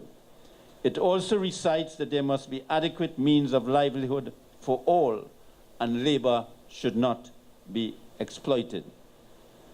I would read that part to you so that you would know that I am actually referring to what is in the Constitution of Trinidad and Tobago. That whereas the people of Trinidad and Tobago respect the principles of social justice and therefore believes that the operation of the economic system should result in the material resources of the community being so distributed as to serve the common good, there should be adequate means of livelihood for all, that labor should not be exploited or forced by economic necessity to operate in inhumane conditions. The Constitution of our Republic therefore anticipates that a government of Trinidad and Tobago, in formulating and administering its economic policies, would bear in mind the contents of the preamble insofar as they apply to all, including workers, and to ensure that the material resources of the country are administered in such a way that they would get the financial benefits, that is, workers would get the financial benefits which are due to them in law. The preamble creates a positive obligation and duty on the government to treat the liability of the state to workers as an obligation which is recognized by the principles stated in the Constitution, and the government has a legal and a moral duty to ensure that these liabilities are met. Let us discuss a little our economy in Trinidad and Tobago. Governments over the years have managed our economy in such a way that Trinidad and Tobago is highly dependent on revenues associated with oil and gas. These revenues are based on international prices, so that any decline in the price of oil or gas is fully outside the control of the government of Trinidad and Tobago. Trinidad and Tobago, therefore, cannot sit and allow global energy prices to swing our economic fortunes. It must put appropriate measures to stabilize the economy and reposition the country for growth and prosperity. It's unfortunate that governments over the last 40 years recognize that the economy of Trinidad and Tobago had to be diversified to meet a situation like this. But governments after governments talked of diversification, but it was not really truly implemented. Our economy cannot produce locally all that we need to live. For example, look at what we are wearing. Most of what we eat, all our cars and machinery, furnishings in our homes and our possessions. We are not self-sufficient or self-sustaining. We cannot produce locally all that we need. And therefore, at the present time, we have to import to survive, which means we need to export to earn foreign exchange to survive. We need the foreign exchange to import these necessities and luxuries of life, such as pharmaceutical, computers, etc. In effect, our economy is an engine of which the fuel is foreign exchange. When this dries up, the engine or economy collapses or it changes, because we cannot easily produce new exports or replace much of what we import with local production. At present, therefore, we have what I call a one-horse economy. We have an economy in which the energy sector earns 80 to 90% of our foreign exchange, and we depend on the prices of oil and gas on the world market. It is a fact that government over the years have recognized this was not satisfactory, but as I said, they did not do it. They did not diversify. Steps could have been taken to diversify the economy with agriculture and food production in order for the country to be self-sufficient with food. That would have meant that the country would not have had to use the foreign exchange earnings which it spends now to import food. Such a diversification with agriculture and food production could have led to canning industries of vegetables and fruits. This could have been exported and the country would have also earned foreign exchange. Although this was recognized, for some reason, it has not been done. The current economic situation. Trinidad and Tobago is at present suffering from low oil, gas, and petrochemical prices. The central bank governor has warned that the recession should be treated as long-term. And that is important because if it is the government does nothing and workers are being sent home, in 6 months' time, Trinidad and Tobago economy cannot withstand that. The government earns some 25 billion TT dollars per annum from the energy sector, and the central bank puts on the market 25% of the foreign exchange to be used onshore for imports.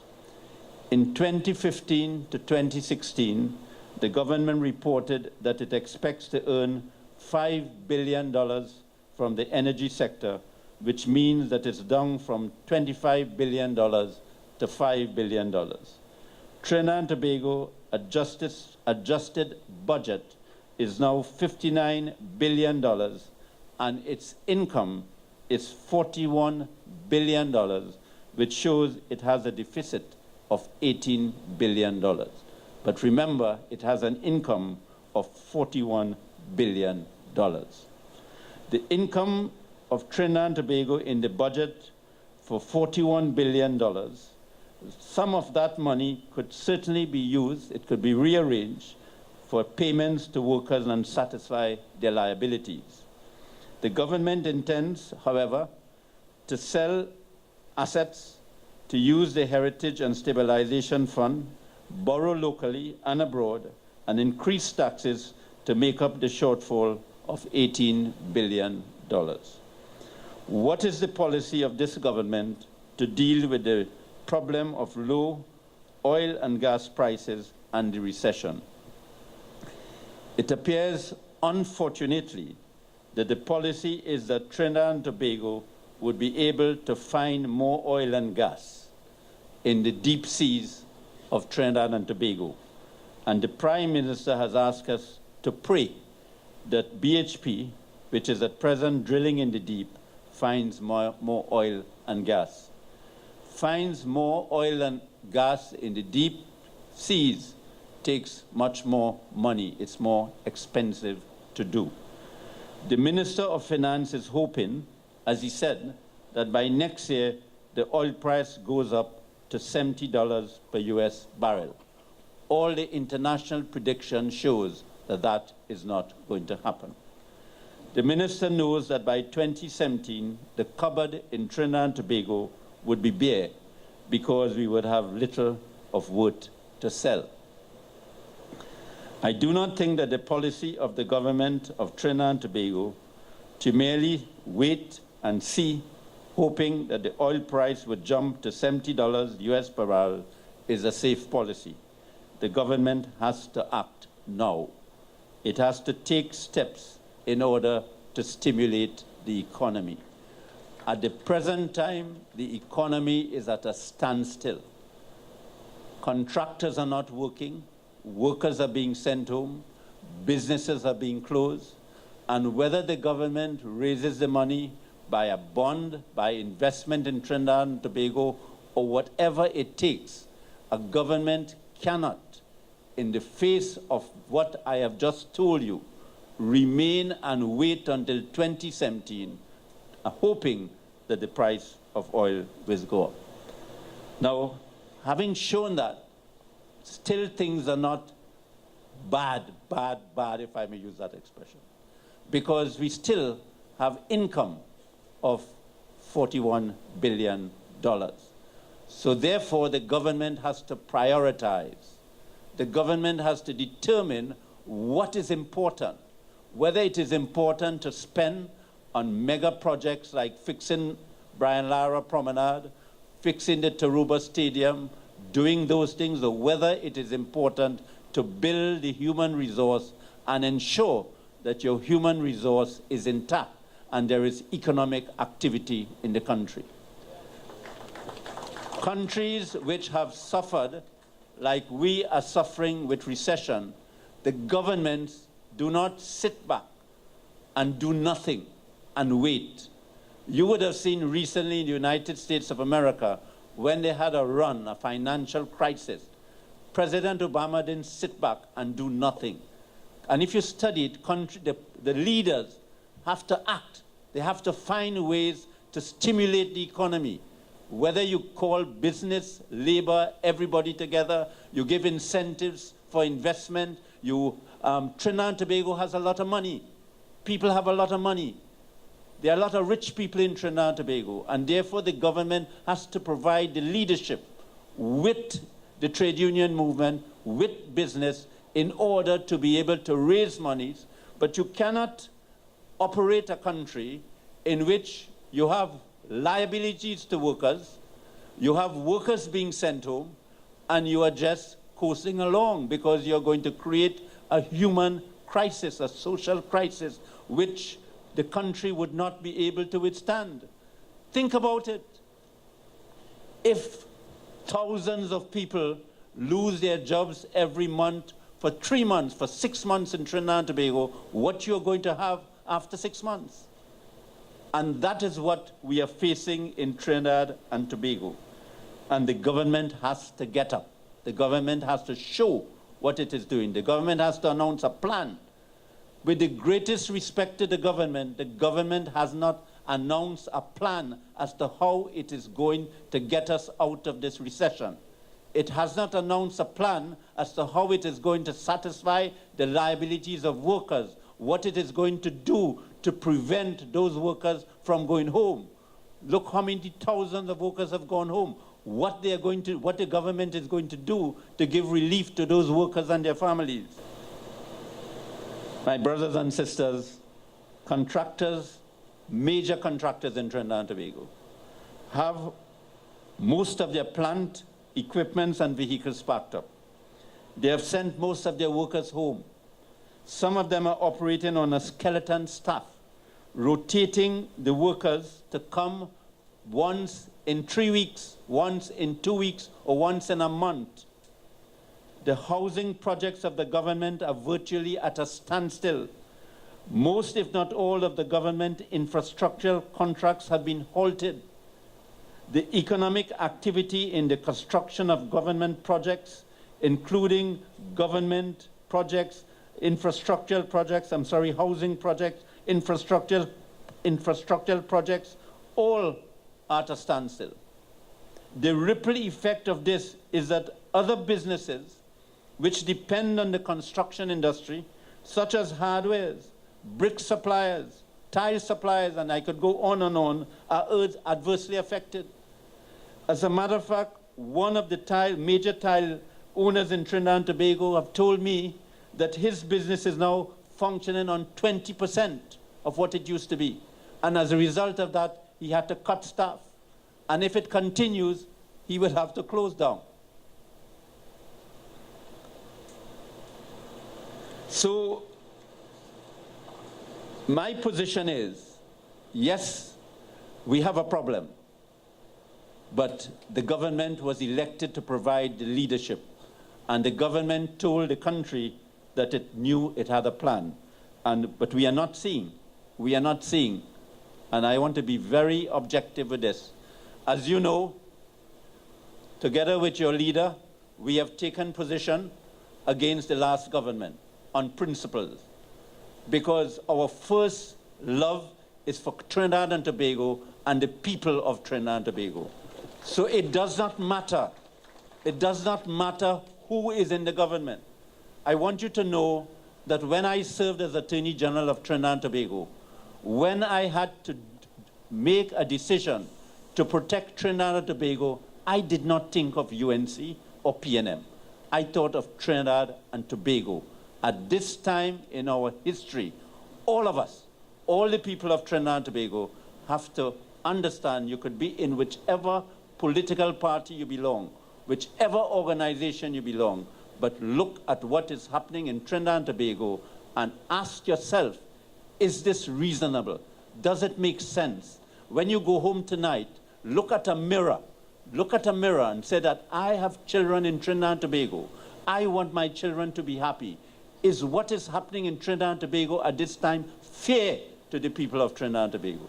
And your answer, if you want to be true to yourself and to your children and your grandchildren, would be no. Something has to play. So, my brothers and sisters, your President General talked about the foreign exchange problem. And my position is, whatever the government has to do, whether it has to charge some of the businessmen extra if they do not bring foreign exchange, whatever it has to do, it has to have a plan. Right now, the position is that some of the medium and small-sized businesses do not get foreign exchange, but the big businesses are getting. And most of the medium and small-sized businesses, if they do not get foreign exchange to pay their suppliers for goods, they would have to close down and workers would have to go home. So the foreign exchange policy of the government is not open, it's not transparent. We do not know how it is distributed. What we do know is that the big businesses are getting a lot of foreign exchange to buy, and small and medium-sized businesses are not getting, and even the individuals in Trinidad and Tobago are finding it very difficult if they have to travel. So the foreign exchange policy of the government is also causing a problem and is also affecting workers. And if you take all the workers which are affected and which will go home, you could imagine in 3 to 6 months' time, if this continues, what we are going to have in Trinidad and Tobago. Now, I do not know if you know this, but a lot of people come to see me for advice and they come to talk. And a lot of investors in Trinidad and Tobago have spoken to me. And they're very concerned. And a significant amount of the investors of Trinidad and Tobago are starting to lose confidence in the economy of Trinidad and Tobago. And they are putting their business expansion and their new businesses on hold, awaiting clear signals that the economy is on a sound path of growth. Now, if you have that, if you have silence from the government, as you have been having on the economic crisis in the country, as to what the plan is, you will have this kind of reaction. And therefore, this also will have an impact on workers in the country. Now, it may be that the government, in dealing with the business levy and green fund, the increase in it, they probably thought, the government thought that that was very good. But these taxes, though small in percentages, are based on revenues and have significant adverse effect on the finances of small and medium-sized businesses, which can adversely affect their employment. Imagine the scenario of an employer who is the owner of a small business and his revenue is falling because of the recession and taxes are going up and other costs are increasing. He cannot get foreign exchange to pay for the goods which he has to be supplied with. His business struggles to survive and to maintain staff. It then becomes difficult for him to continue. Then what he does, he closes his business. Workers go home. So I would like to recommend that the government takes urgent action to reallocate the items of expenditures in order to be able to use some of the $1 billion it has in income to stimulate the economy, to get the economy going so that workers would not lose their jobs. The government can raise a bond, do whatever additional means in order to stimulate the economy. The economy can be diversified in other areas, and this is something that the government can consider. The digital and telecommunication technologies are driving the fourth industrial revolution. The characteristics of this revolution are intense automation and artificial intelligence, which are giving us fully automated manufacturing plants manned only by robots. These plants have taken away the jobs of workers. These automated factories are seeking more specialized staff to program these robots and the machines in flexible manufacturing. This kind of factory is more efficient and competitive than the traditional mass production factories in that they allow smaller runs and even runs of different products simultaneously. Seeing that Trinidad and Tobago will have to compete globally in the environment which uses these technologies, diversification will require us to both produce the specialized human resource and the use of the technologies, even to innovate them. Trade unions will have to understand the new demands for labor and ought to undertake the fundamental task of championing, training, retraining, and educating the workforce, as Singapore did to meet the requirement for specialist workers in the emerging international market of digital economy. This is crucial to the survival of our export economy and hence labor. This gives an opening for new and enhanced role of the Cipriani Labor College. The fourth industrial revolution impacts us in another encompassing way. That is its massive interconnectivity via the internet, and the digital technologies both drive innovation, which is the source of global competitive advantage. However, by business innovation, they can allow low-cost innovation in how business is done, a feature that the country of Estonia has taken advantage of. For example, because of this interconnectivity, a business can offer personalized service to the customer who could be anywhere in the world, in which the customer can take part in the product design. Also, via the Internet of Things, the product can be made smart and be able to be monitored, serviced by the manufacturer, even though it is in service in the field. For example, Rolls-Royce no longer sells aeroplane engines. It sells a propulsion service, since all of its engines are in constant telecoms contact with the manufacturer as long as they are running, enabling monitoring and preventative maintenance. Hence, an entrepreneur with his labor force has to exploit this connectivity to project the company globally.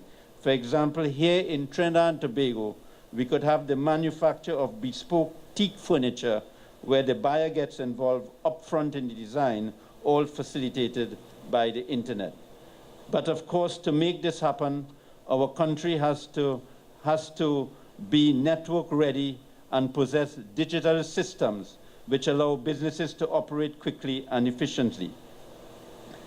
Comrades of the OWTU, our future, your future, is about bringing about this diversification, this new way of working.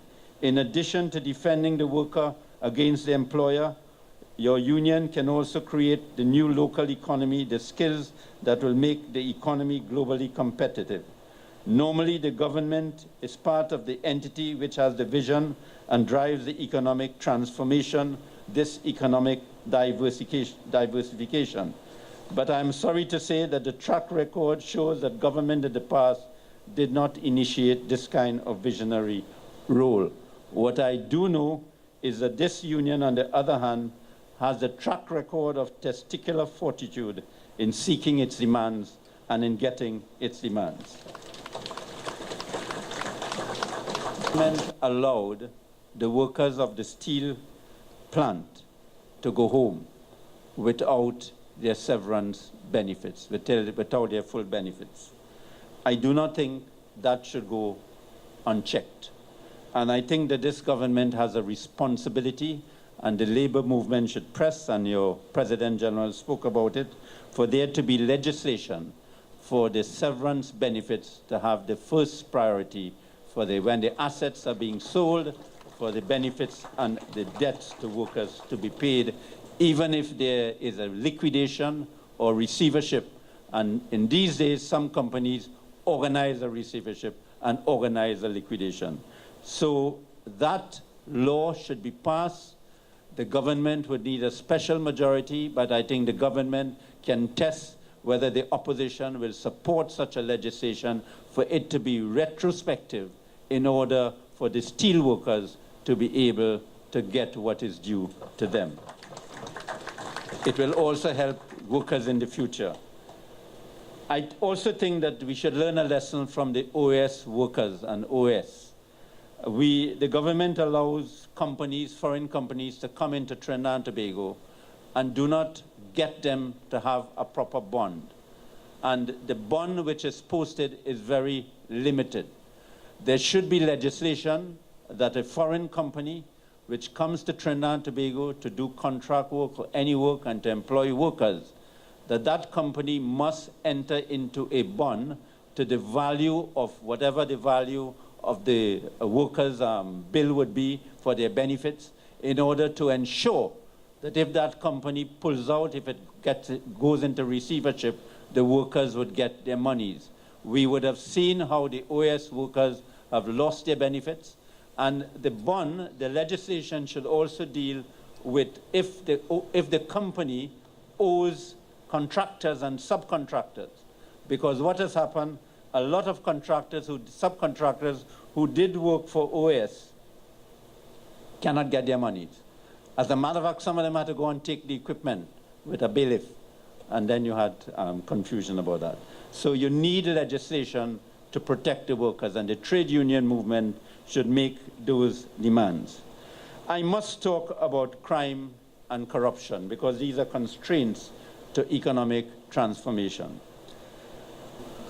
And I, by extension, hopefully tell the country, I do not understand why crime, the problem of crime, cannot be solved or reduced in Trinidad and Tobago. I do not understand it. And I do not understand why it is that the government is spending all this money on the Ministry of National Security, but the country cannot be safe and people do not enjoy the right to security. And I speak with some authority because I was there. In 1996, Trinidad was regarded as a killing field. There was a major crime problem in Trinidad and Tobago. But what it needs a situation in which the government would take steps to ensure that the detection rate, quite apart from the social matters, but in respect of crime, the criminal must know that if he does the crime, he or she will be detected, and he or she will be convicted, and he or she will be sentenced. And if it is, as we have the death penalty in Trinidad and Tobago, the death penalty would be carried out. That is what we need. But we are operating in a system in which under the last administration, you did not even have a DNA bank in Trinidad and Tobago, although you have the legislation. Now, when a crime is committed, you do not have eyewitnesses sometimes, or most times. But with the DNA found at the scene of the crime of the person who commit the crime, that can then be matched at the DNA bank and you will detect the criminal.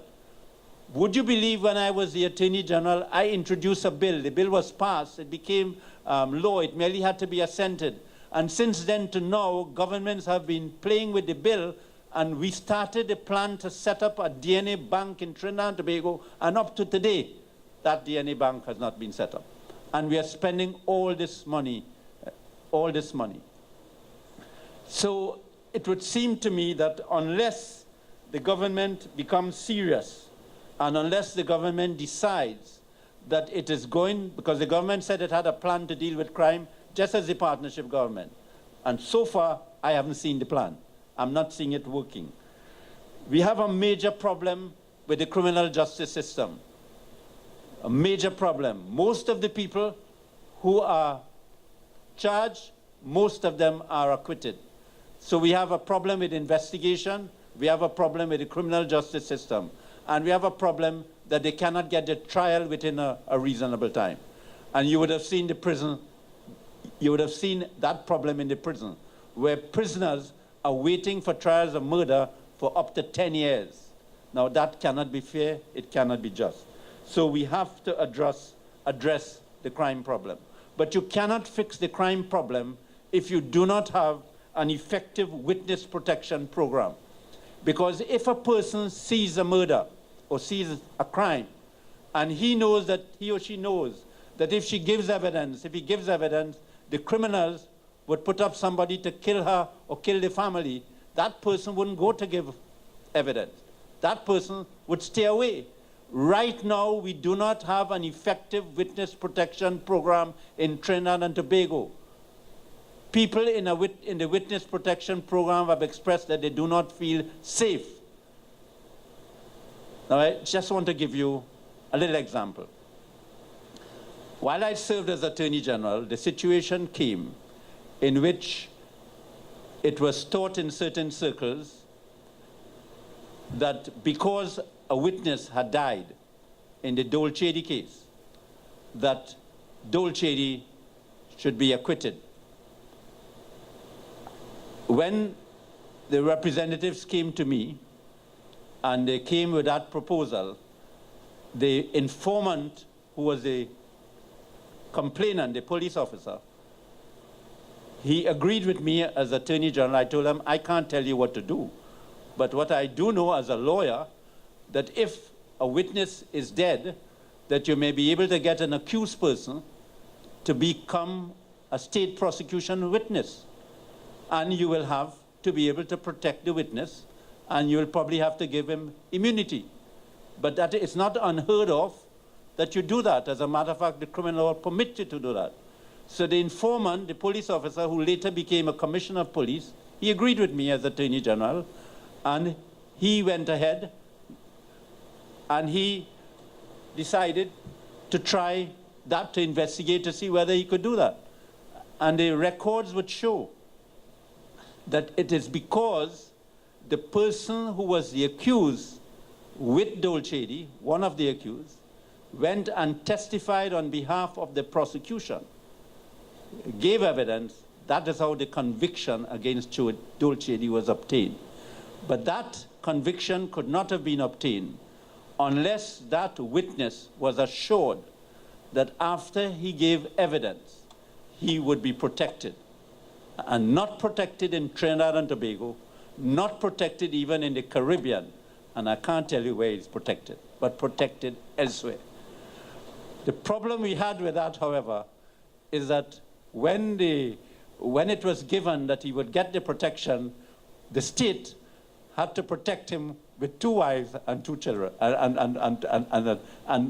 a lot of children with the 2 wives.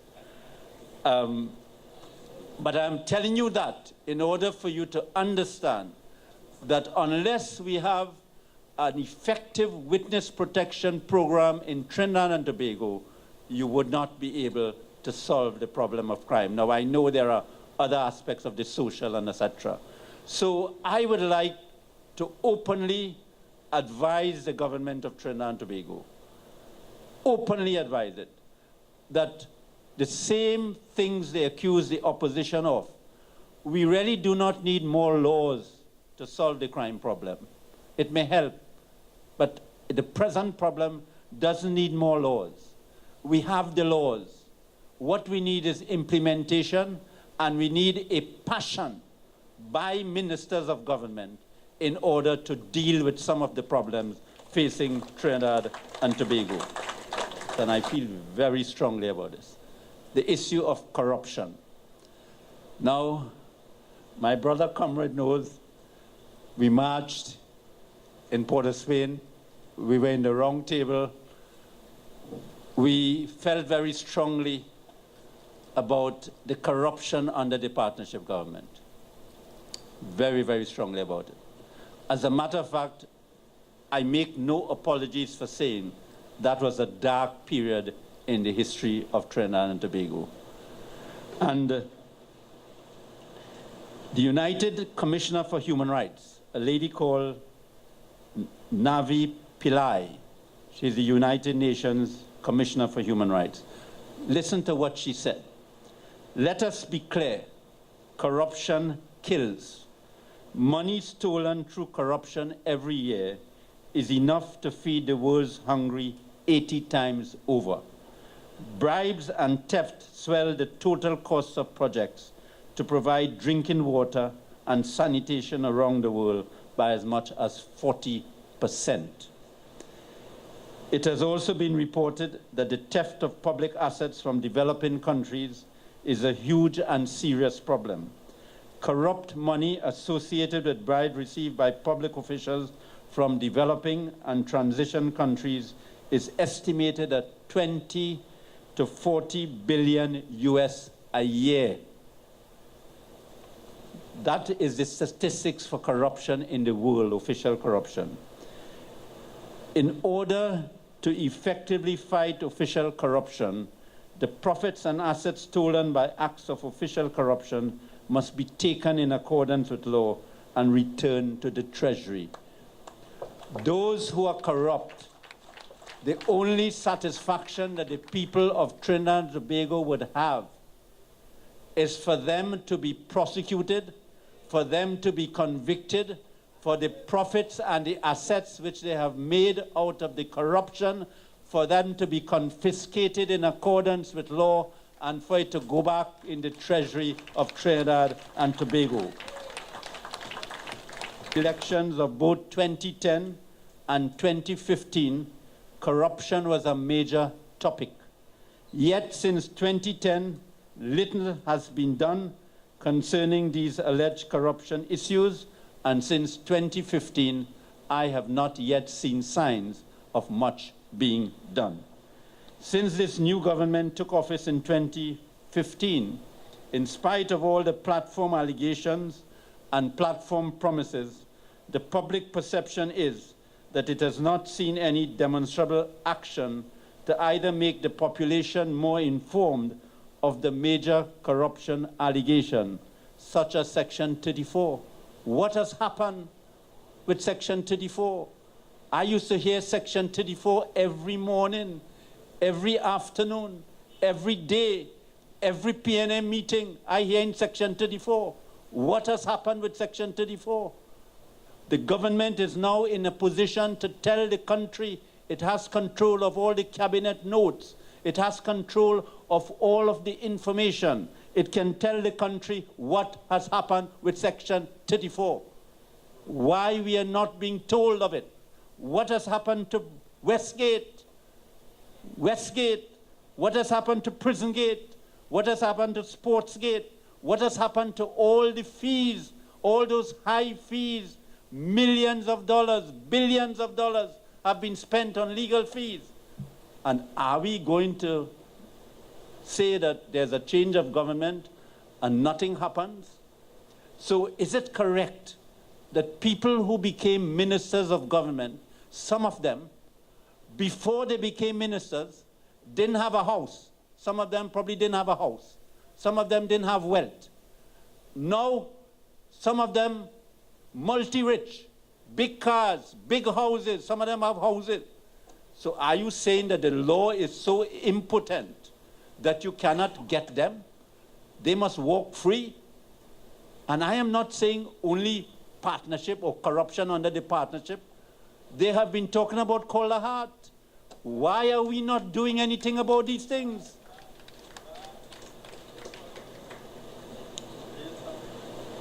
My brothers and sisters, I am happy to be here tonight with you, but I want to leave one thing in closing. The power of any government lies with the people. The government has to be a government of the people, by the people, and for the people. And if any government betrays the people, and at any time the people feel that they are being betrayed, the people, power, can remove that government. I would like to ask you to stand up for the principles which the OWTU has shown over the years, and I have no doubt whatsoever that we will live in a better Trinidad and Tobago if the people of Trinidad and Tobago unite and stand up for what is right. Thank you very much. We shall